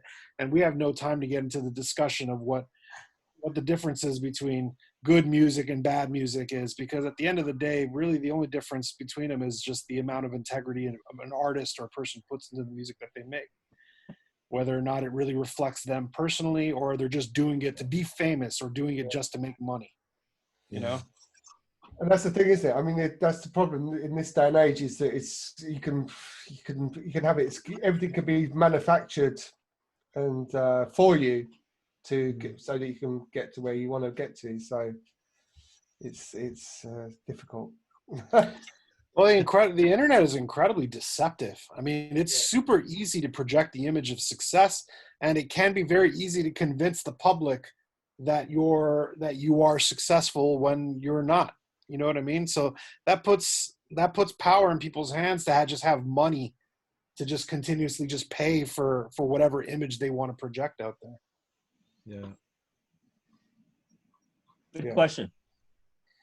But I think a big part is what I agree to Mo, is like the integrity and not to rush it. That's really something. It's so hard to explain, to be still patient in a way, but it's so helpful if people understand that from an early point, because I think every one of us struggled with that in the beginning. You want things to happen quickly, especially when you're just in the beginning and you just released your first 2 records and you have like this little residency there, and you think like, my booking calendar needs to fill up now. Why is it not happening right now? And you're losing a lot of energy doing that, instead of just like trusting yourself. But you only know this later. That's, you can't really tell this to anyone, because on the other hand, you want to have that ambition and that drive that you want to take your thing forward, I think the difference between like people from our generation, like when I started out, I didn't even know that this was a viable career, like DJing and all. Where now it's firmly established that you can literally go from obscurity to being super famous and staying in 5-star hotels, flying around private jets, like literally overnight, after like 1 or 2 tracks blows up. So these days there's a fast track and there's an established kind of platform, you know. And dance music culture is really, really global and embedded in the cultures around the world. When we started out, it was still like, you know, there was still a stigma attached to it. The average person looked at a DJ as if they were like kind of a wedding DJ type. But Ali, do you not think that time with what's happened with this coronavirus that's gone? The lifestyle DJ, this confetti moment, blah blah blah. I mean, Totally. It's a big reset, and a lot of these people that had these overnight success because they had like a platform, right, to be able to literally, you'd get like a young DJ, or maybe it's not a young DJ or whatever. You just literally put them on a stage. They get the adoration of playing, blah blah blah. Take all the photos, use that, then you market them, move on to the next thing. Without the audience, it's completely changed, right? So I'm not sure what advice you can really offer DJs at this point, you know, rather, you know, other than just perfect your craft at home and see what happens, right? Or yeah. No, absolutely. Yeah. There's a lot to dwell on right now about our industry and how far we've come, where we are now, and how it's going to restart. You know, there's a lot of reflection. There's one thing, a more old school mentality of the whole thing too. Like with what, you know, if I guess if we would need to talk to like current successful producers now and what their mentality is compared to what we think, we might get a better view on what it's like, you know, because we, like you say, we came up at a different time and we had to do certain things to get to where we are, where now it's completely different. I don't know, maybe. You know, there's one thing that needs to be said, especially about everybody who's in this group as well, is I think all of us would continue to be doing what we're doing, whether or not we were successful or not. I think it's just a part of you. It's who you are. And, you know, I don't know how, over the years, I've met so many people, and I'm sure you guys have, and I'm sure many of the people in the comments or whoever's watching has experienced this too, where you've met somebody who was like, oh, well, you know, nobody's booking me and I'm not getting gigs and no one's buying my record, so I'm just going to quit and go do something else. Yeah, but I see that all the time.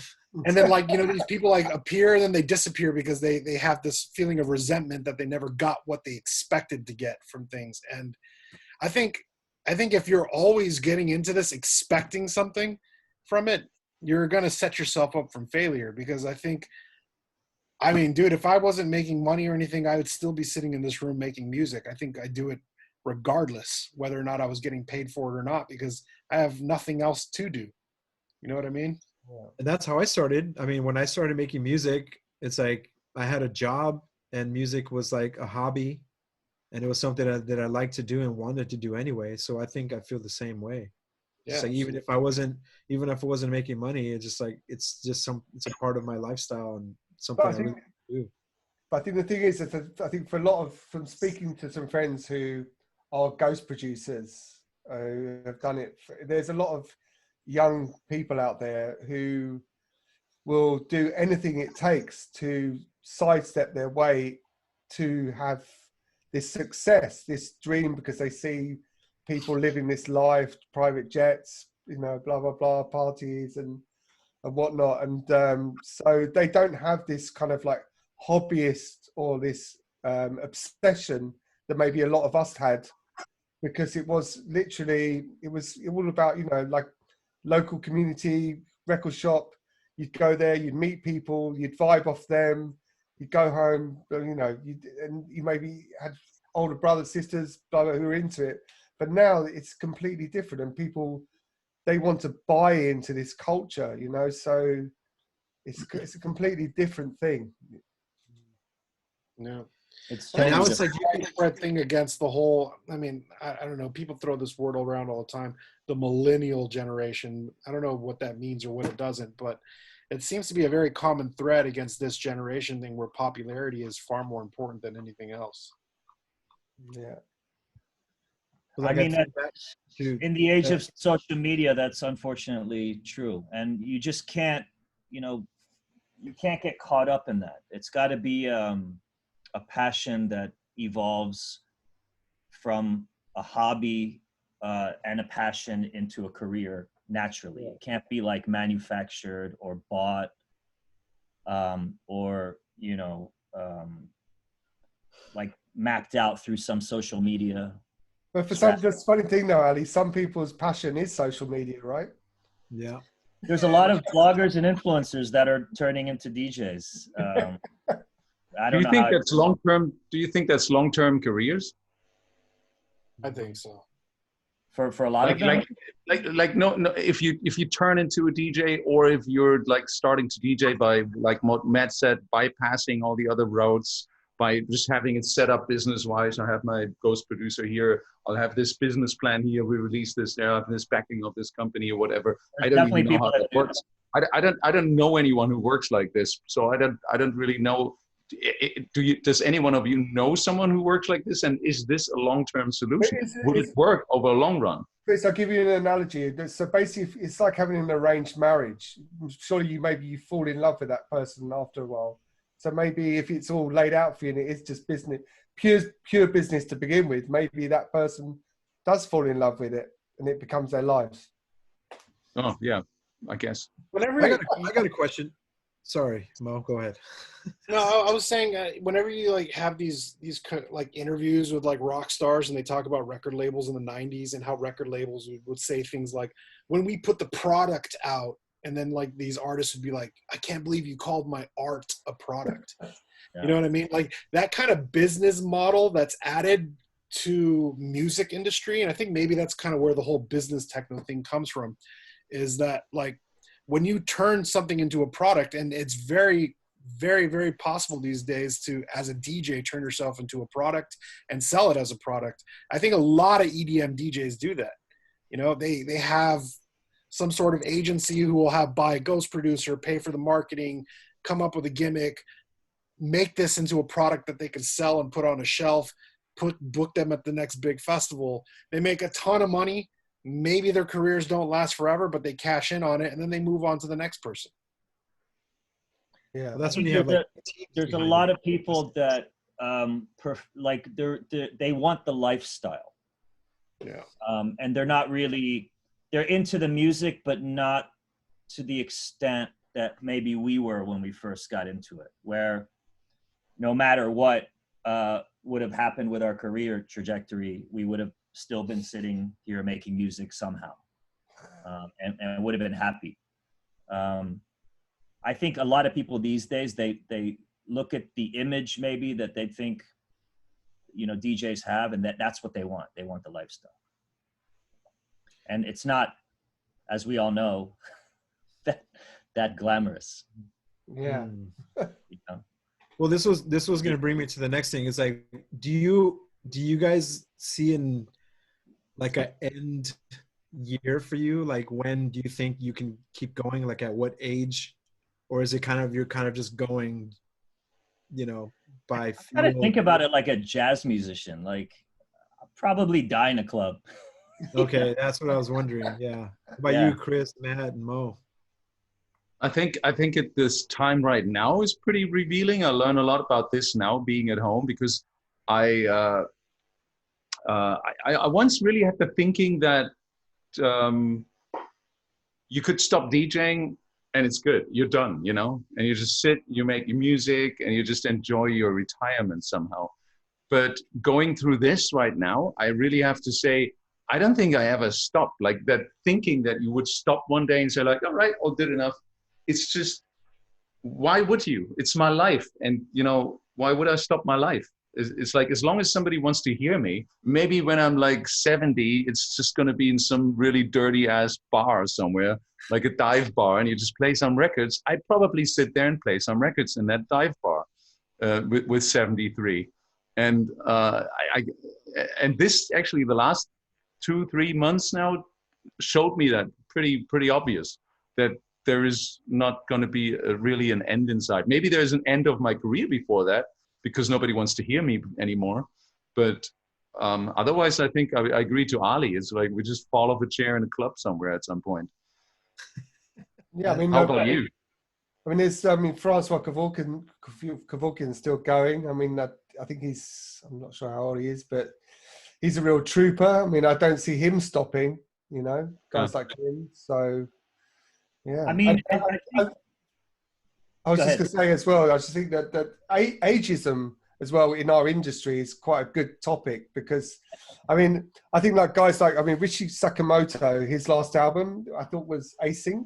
I thought was his best album. And I mean, he's in his 60s. And, there's a lot of people that would say, oh, techno's a young man's game or a young person's game or whatever, So, but, some people flourish as they get older. They get better as they get older, So. I think it's especially DJs. Yeah. Have a tendency to do that, seriously, because our knowledge is growing, our routine is growing. I mean, not for all of us, but I kind of feel that way. You're feeling more confident in what you're doing, No? Yeah. I think for me, I've always been in this constant allowing myself to evolve as just a musician in general. I don't think I have any desire to ever want to stop DJing or playing gigs forever, because I think I would just miss it incredibly. And I would always reflect on the days on the road as some of the best times in my entire life, even when they were the worst.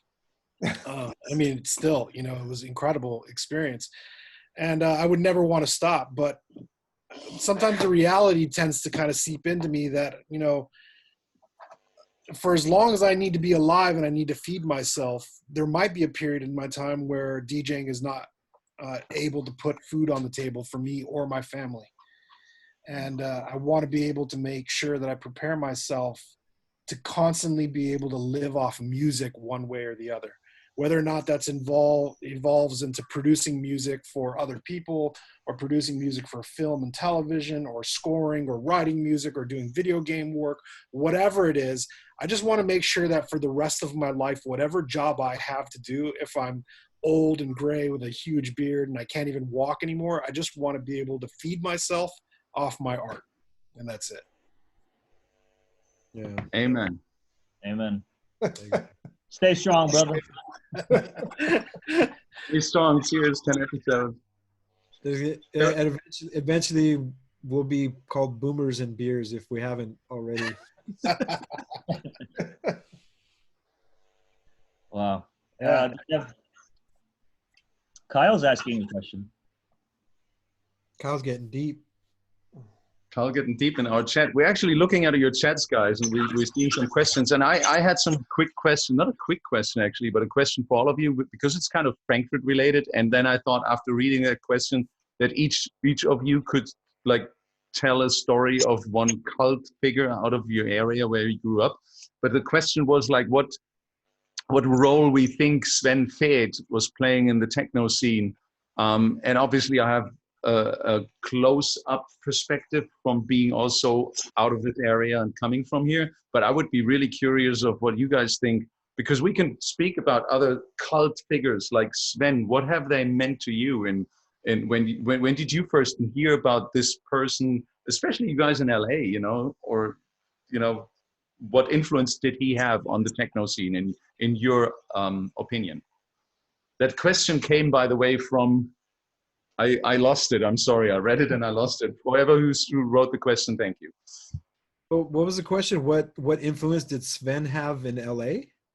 Yeah, or on you, or when did you hear first time about Sven, and what is it? Because I can tell you from my point of view what Sven. Maybe I'll start with that quickly, as quickly as I can, because it would fill a whole show what Sven has been for this techno scene in Germany.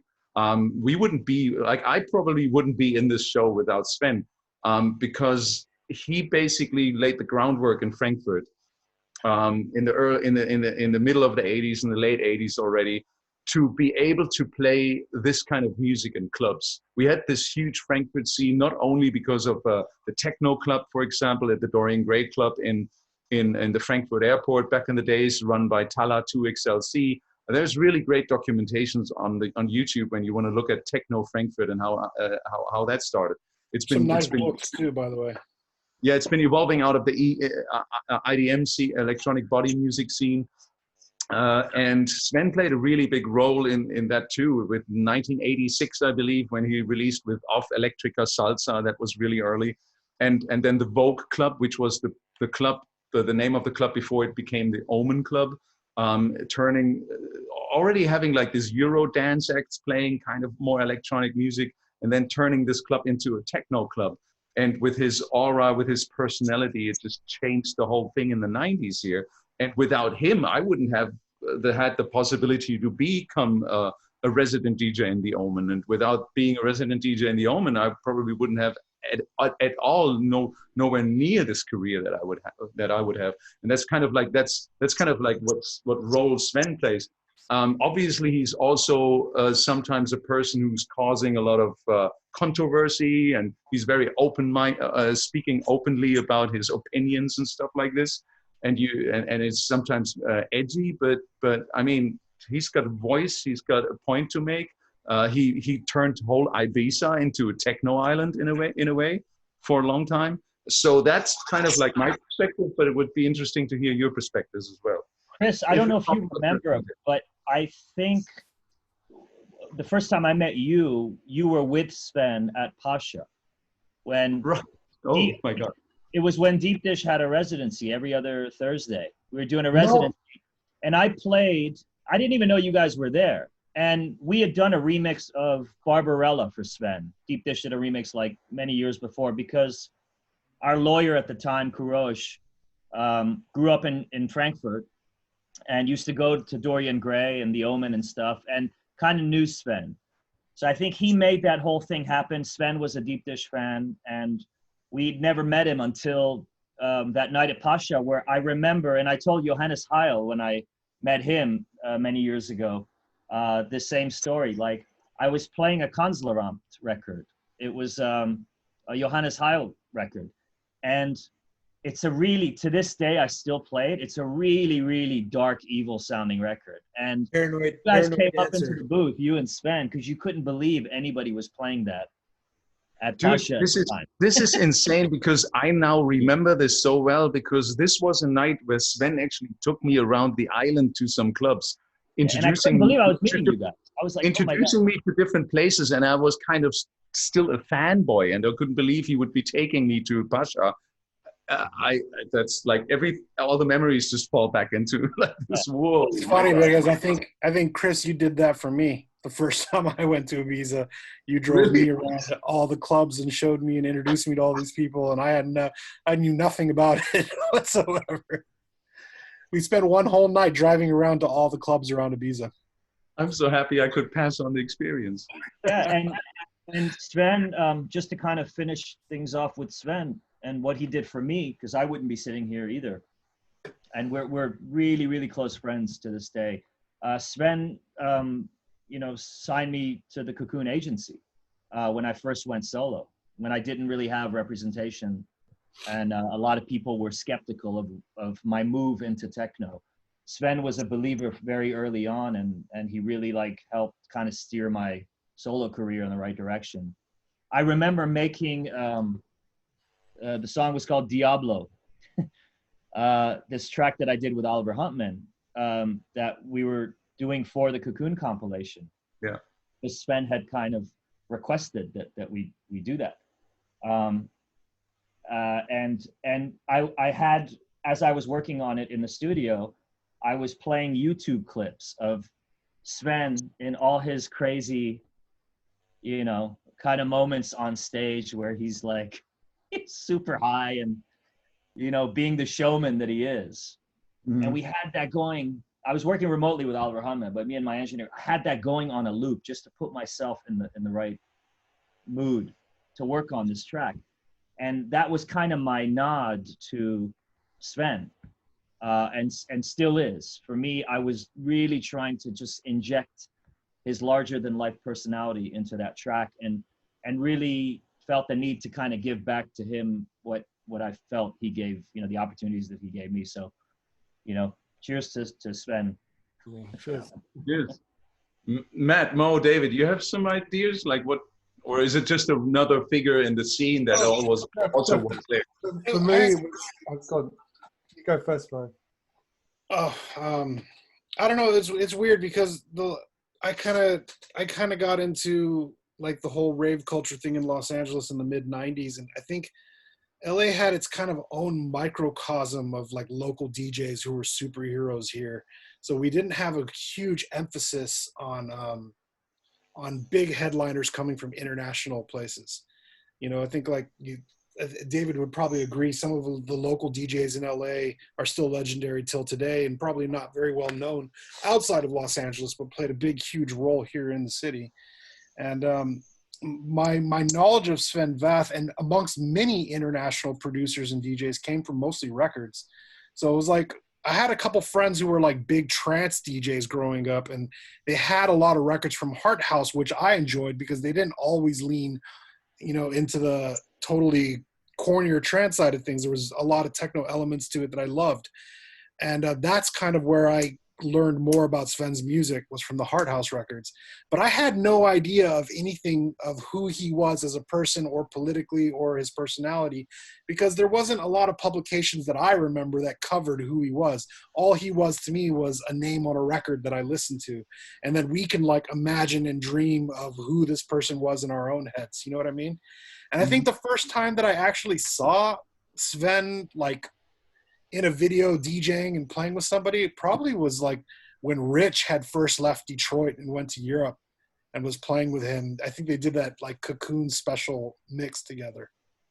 Yeah. So I don't know if my inputs comes from a rather ignorant place, but I can only speak on my personal opinion. And I knew his records, but I could never really put a face to the name until much later on in my life.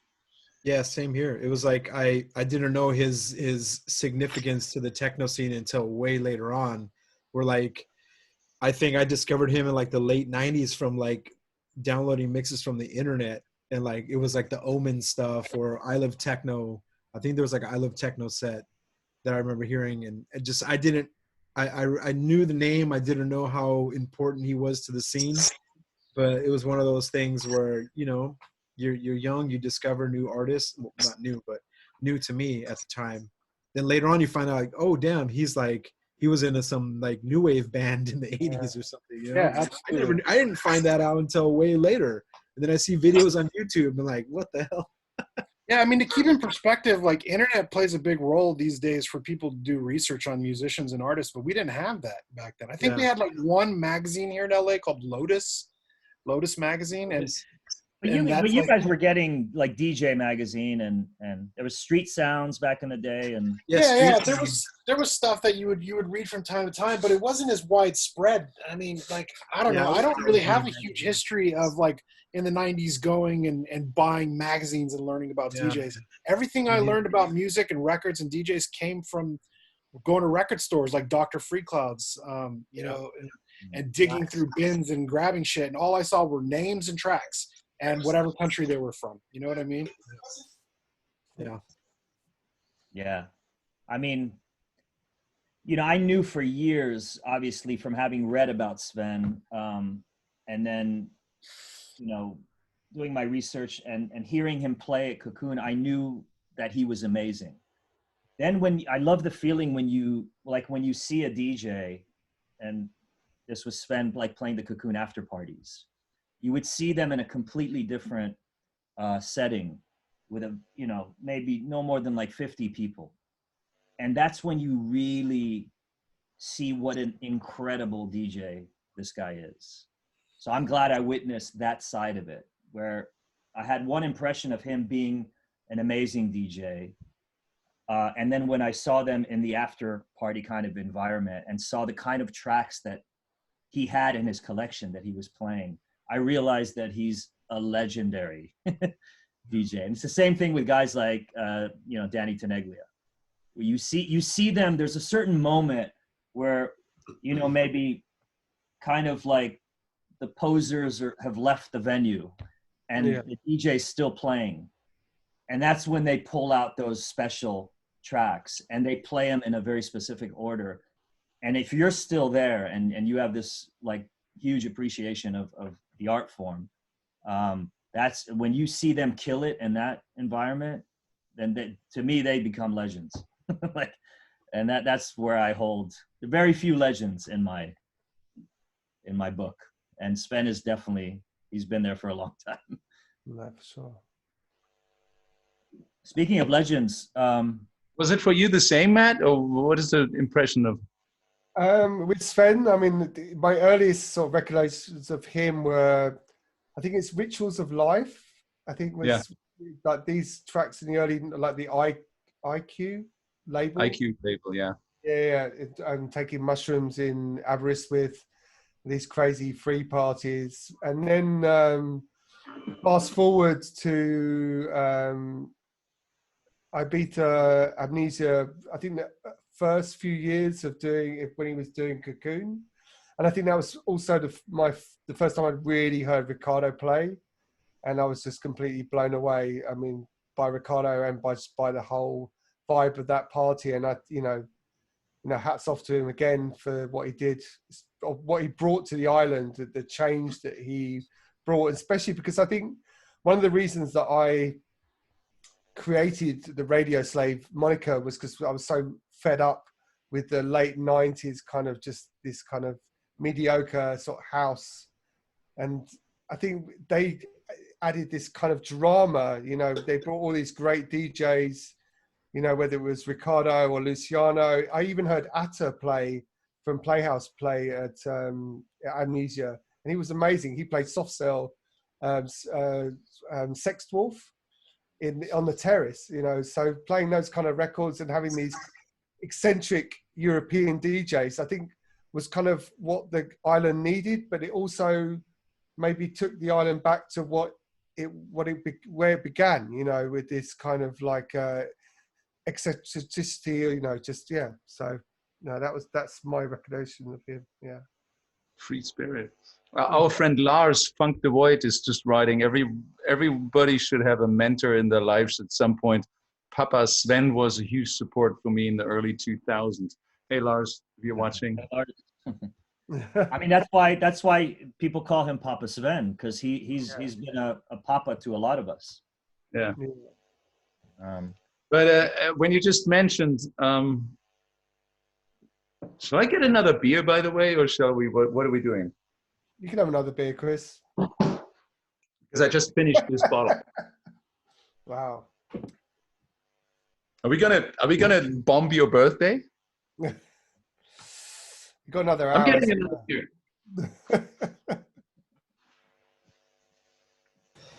It's great. Like, there's a lot of DJs that the way they play in the club, when they go to the after party, they'll play that same way. Yeah. Which is not how you're supposed to do it. And then there are DJs like Sven or Ricardo or Tenaglia, whatever. They have a completely different library for that particular setting, you know? But talking about legends, absolute legends, look at this guy here. Look at him. Who's that? What a pick. Is that Danny? Oh, that's Danny. Okay. What is that? That's his Paradise Garage membership card. Paradise Garage membership. Yeah. 8081. Damn. 8081. I was born in And 80. I can reveal, and I'm happy to tell you that Denny Tenaglia will be our guest on our show next week. Amazing. He Denny, if you're watching. And somebody was on his, I'm sorry. Go on, Chris. No, that's all right. I just wanted to say that maybe to warm up for Danny next week, we could all have our personal Danny story. I think I shared mine last week in Groovejet, standing there like for 8 hours in front of the booth and just listening to him in Miami in '95. Groovejet was the club, right? Yeah. Which became Treehouse, right? It's the same place, isn't it? Or it was definitely close to that, but I just remember the entrance of Groovejet. It was like this weird door in the middle of the wall. That's probably what an entrance is, though. Cheers. Anything? Danny Tenaglia, come on, tell me something about I it. can't remember. I saw Danny in like the early 2000s. I can't even remember the name of the rave, but that was I'll like be honest. maybe 2000 or 2001. I saw Danny Tenaglia for the first time in 2004 or maybe 2005 at Nikki Beach in Miami. I was never a really big follower of him, to be frankly honest with you, but I was blown away. He did an extended set, and his talent was untouchable, without a doubt. But his track, the Elements track for me is like the one that introduced me to who Danny Tenaglia was. He's the first DJ that I think that I really saw using CDs. He was using these, I think it was the rack-mounted Denon. I think it might have been Denon CD The tray with the tray that shoots out. Yeah, but he was mixing, but then he was putting one of the tracks out of time and staring at the crowd, laughing. And this was at Homelands, this festival in the UK. This was a period he also had a flashlight. Yeah. He would pointing to the crowd. He was always wearing these kind of checkerboard sort of trousers. I mean, it was a great show, but also technically it was amazing. All these tricks, like literally putting the record out of phase, like mixing, which people don't do these days anyway. People don't play this. I think it's a completely different way of playing that goes back. You just showed the membership from Paradise Garage, but it goes all the way back. The way that his Matt, can you tell us a little bit about all that history, Paradise Garage, and how it went on, and as well with the DJs? Maybe anyone else who is on there. Well, so I give a little bit of history here. I never went there, but I mean, I was lucky enough to hear Larry Levan play when he was resident at Ministry of Sound. But I do believe that Paradise Garage went on from 1980 to maybe 87 or 88. So, and I mean, it's groundbreaking club. I mean, yeah. we need Danny to talk about it next week. We should save it. We should save it. I never went there, so So that's going to be an exciting show next week to have Danny tell us all these stories. That's amazing. Yeah. But Wow. it's one thing you were bringing up about the whole the phasing of the records and stuff. Maybe that's something that you can only do on vinyl. I think one of our discussions before we started the show was the whole, what was it going to be about vinyl? Yeah, but you're right. I don't think you can't really do it you can't do it so much with CDJs, can you? You can't, the phasing thing. Maybe you can, but I don't think it's the same. No. Doing it with the records. Yeah. I don't know. I thought we were gonna jump into the discussion about vinyl earlier. Wasn't that on the? That's the whole show, man. If we start now, it's another 2 almost hours. We're running out of time already. Yeah, we're already going 2 hours. So. I love vinyl. Yay! That's the FNAC one. What is it? This is a killer one. Ecrit Ebians? No. On F Communications. Wow. Yeah. It was distributed by FNAC, I believe. Yeah.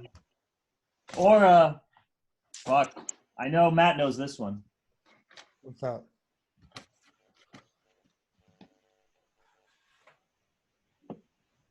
Oh wow. Okay. Full frequency range recordings. Which one is it? Susan Clark Keeper. Yeah. I used to love those. It's a double pack, isn't it? It's double pack? No, it's not. I think there was back then the double packs were the promo. Yeah. So that's just like And remember we had the triple packs too. You had like the 2 or 3 Masters at Work dubs in addition to I always remember the Bizarre Inc. triple pack, the Todd Terry remixes. There was 3 vinyl. They were so expensive. It was either have lunch or like buy that one import. Wow. I used to make those decisions in high school. It was like save my lunch money and go buy records or eat. Totally, all the time. Yeah. But what's crazy is that they used to produce. I mean, I had friends, Rob Manley, who was the A&R at Virgin. He signed Chemical Brothers and Future Sound London, and they used to have this the Virgin House in Kensal Rise. They used to have like a shed or like a building where they used to have all the promos, the boxes and stuff. So And I mean, I think they were printing or making like 1,000 of each record just for promo. Yeah. Which is crazy. And most labels now can't sell more than 300, so it's nuts. Man, getting white label promos was the most exciting thing for me when I was DJing. The vinyl, that was good times. Even just going to Miami for Winter Music Conference and the amount of white labels I used to come home with was just super exciting. It's all about that white label. Yeah, man. You go home and play that shit before everybody else can buy it. Oh yeah. People be like, "What's that?" You had to write what it was on the label. Oh man. I guess this would be a great future discussion about whether you feel like playing upfront new music is more important than just playing whatever you have in your collection, whether it's old or new. Or I think we brought it up briefly one time in a conversation, because I do recall myself saying that these days I really don't care anymore. it doesn't matter. I just play exactly what I like. There was a huge time for me where I put a huge emphasis on always playing, the freshest, newest tracks, and made sure that the stuff that I played nobody else was playing, or that no one else had heard before. But these days, I think I just like to play what I like, whatever's in my collection. But I think now everyone gets the same promos. So like no one's it's unless someone sends it to you directly, like, yo, I just rendered this and here. It's like, other than that, like that DJ promo is going out to everyone. And yeah, it might be new, but 100 other DJs are going to be playing it. Isn't it such an interesting business that we work in, that all the people that actually could buy the music we release, we just give them all our music for free anyways? Because you want them to. I guess it's a part of having that DJ reaching a wider audience than you could. But let's face it, though, most record labels just share their favorite promo lists with like 2,000 emails of DJs. They don't even know who's on their promo list, and then they're just shooting them out to as many people as they possibly can. Yeah, I mean, most of a lot of the records that we put out, we send the promos out to a lot of people, a lot of DJs, and some of them still come back maybe 6 months later saying, "I heard this record. It's blah blah blah." And we're like, "Well, we sent it to you," And this is the crazy thing. Some people just, even though they're given this thing, they don't take it, at the time, so, and they needs to be validated by someone else playing it for them to like it. How do you guys feel it would affect you if, like, for instance, we didn't get free promos anymore and we actually had to shop for all of our music? Yeah, fine. But I've had promos that I've listened to and I was like, yeah, it's okay, and I didn't download it, and then I hear it at a party, and you ask the DJ what it was, and they're like, it was this guy, and I was like, oh damn, I remember getting that promo. It didn't sound the same. I can't tell you how many times I've just bought the promos that I have in my. Yeah, same. Yeah, that too. Because they'll show up at my Beatport. Yeah, I still miss. I miss the record buying kind of routine. Going into a record shop and searching through bins and listening to everything and finding stuff. I miss that. So, I mean, I do a lot of online shopping, and I find and sometimes I'll spend like 3-4 hours. But if I can come away with like 4 to 5 to 10 incredible new discoveries, then I'm happy. Which is how it was when we were shopping for, in physical stores. So. I still like digging through stuff, even old or new, just finding random. I think I like the ritual of it, like piling in a car with all your friends and driving to a record store, and everybody, smokes a spliff before you go in there, and you're just all digging for records. And sometimes the guy who owns the record store is playing records on the loudspeakers, and he plays something you like, and you're like, "What's that?" And he's like, "I only got 2 copies of this one, man. Sorry." I remember my mom used to drive me to Melrose and go record shopping. Dude, on the weekend. That was a spot back in the days, man. Like, Mom, take me to the record stores. The whole vinyl discussion we have to save for another show. Unfortunately, we didn't get to it today because it's a very touchy subject for a lot of people. Oh yeah. I can tell you on June 20th, that's a Saturday, it is the World Record Store Day. And there's a hashtag, Love Record Stores. And I was asked by Mute to do a little video about promoting that Record Store Day. And I actually just did that last night, so I'll have that video at some point. I just filmed like a record being played, just like, and I have my little record store back there, as I showed you guys one time. Still My there. little record store with new arrivals and everything. And is that microphone all the time in my picture here? I don't know. And I just noticed it now. So on June 20th, there's this record store day, and I think maybe we should do a special show for this too, like to promote to exactly what Mo was just saying, you know, this experience to hurl together. Obviously, that's what you did in LA. You had to get into a car with all your friends to drive to a record store. Here in Germany, it was different. You just got on your bike and you just rode to the record store. Mostly on Thursdays, everybody was meeting there, and you just smoked some joints. You just listened to music. You were discussing the latest releases. You were fighting over the latest copies with some other DJs. It was so interesting. It was so forming. It's such an important phase of the whole scene, I believe, still. And that's what I think people need to understand too about records, that they didn't only play a big role in the clubs. It was just the whole thing around it. It was like the whole business around it as well, like the shops as well, and the people who were working there. Yeah. But how it had its own social network. Oops. Sorry. It was our social network. Yeah. I mean, it was such a social thing to do. Like, Yeah. you'd carve out like half your day just to go and you know, meet different people and learn about new producers and try to find that gold mine of a, you know, vinyl import. It was a really, really magical time. For me, it was all about going and talking to the guy behind the counter and be like, what's the new stuff in the back that you haven't put out? And if you knew the guy, he would hook you up. If not, he would tell you there was nothing. Or they'd have that stash put away for like certain DJs. I had that at Vinyl Mania in New York. What is this guy playing? What's this guy playing this week? Or what's new, you know? Oh man, good times. Good times. We can actually talk to Danny about that whole era. Yeah, I mean, I think Danny would be a good one to talk to.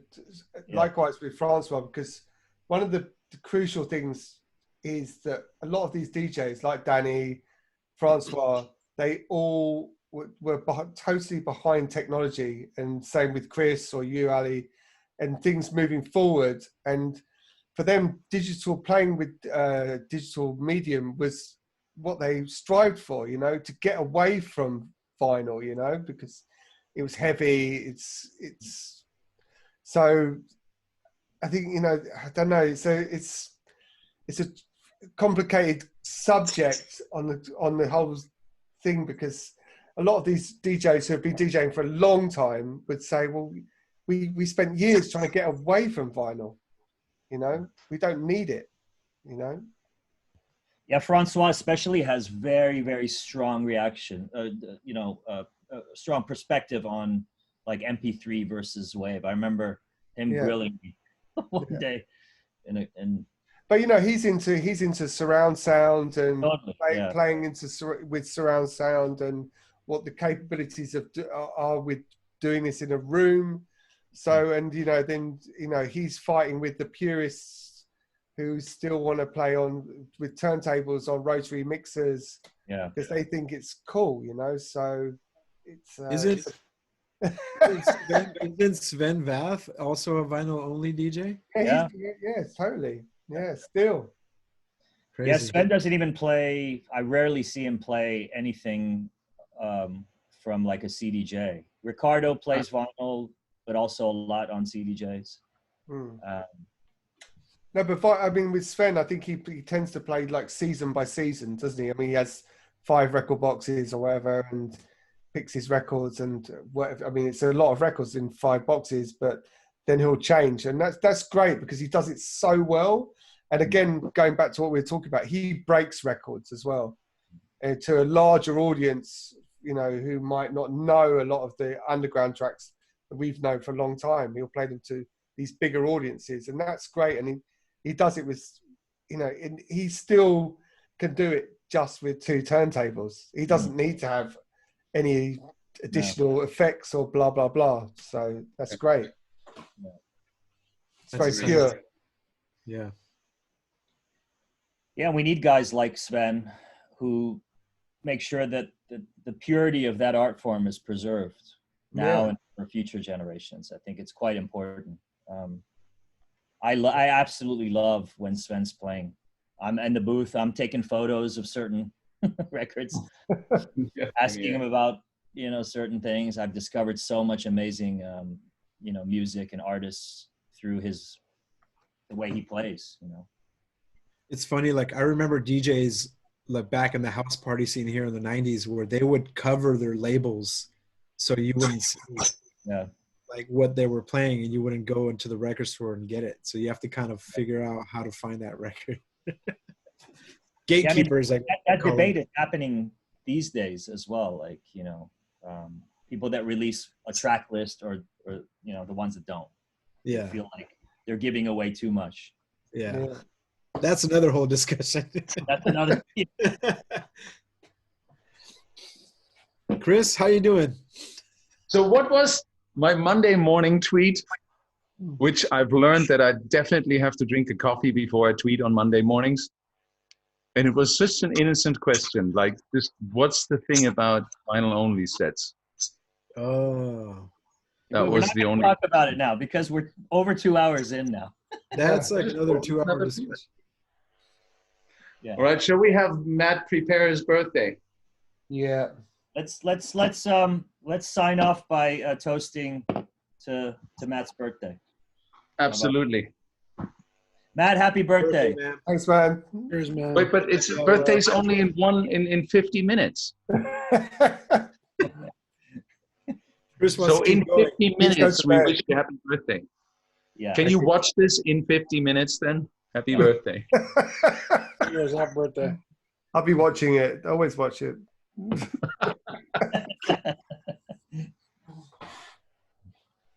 That was great, guys. Yeah. So A lot of fun. We'll be doing an extended set next week, right, with Danny? Next week is a 7-hour show. I'll bring a pillow. I'm actually really interested to hear the stories of like I can't wait. early 80s. Man, yeah, it's gonna be wild. I'm sure he's got some cool stories. Definitely. Yeah, I remember he had Yoko Ono in the booth once at Space. like we'd been there for maybe 10 hours already, and she came in like, I don't know, 11 in the morning or something. Wow. Crazy. We'll make a list of questions, each one of us. It's going to be definitely a 7-hour show. Well, yeah, who's the most famous person he's had on the booth with him? Oh my God, yeah, that's a good question already. And all of us, actually. That's a good question to cover. That'd be a good one. All right, guys. Cool. Take care. Take care, everyone. Thanks for watching. Cheers. I have to thank my friend Annette in Ibiza who sent me this amazing custom face mask. Thank you. Yeah. Nice. Why do I always have the feeling with your logo that you sent me the middle finger? Like a Rorschach test. You see what you want to see. So, fuck you, Chris. All right, guys. Good to see DJs and everybody. Beers. Have a great weekend. Thanks, Happy guys. birthday, Matt. See you next week. Next week, Danny Tenaglia, our guest. Join us, 9 p.m. CET. Thanks, guys. Good night. Feel better, Josh. Olentes. Feel better, Josh. Get well. Yeah. All right, peace.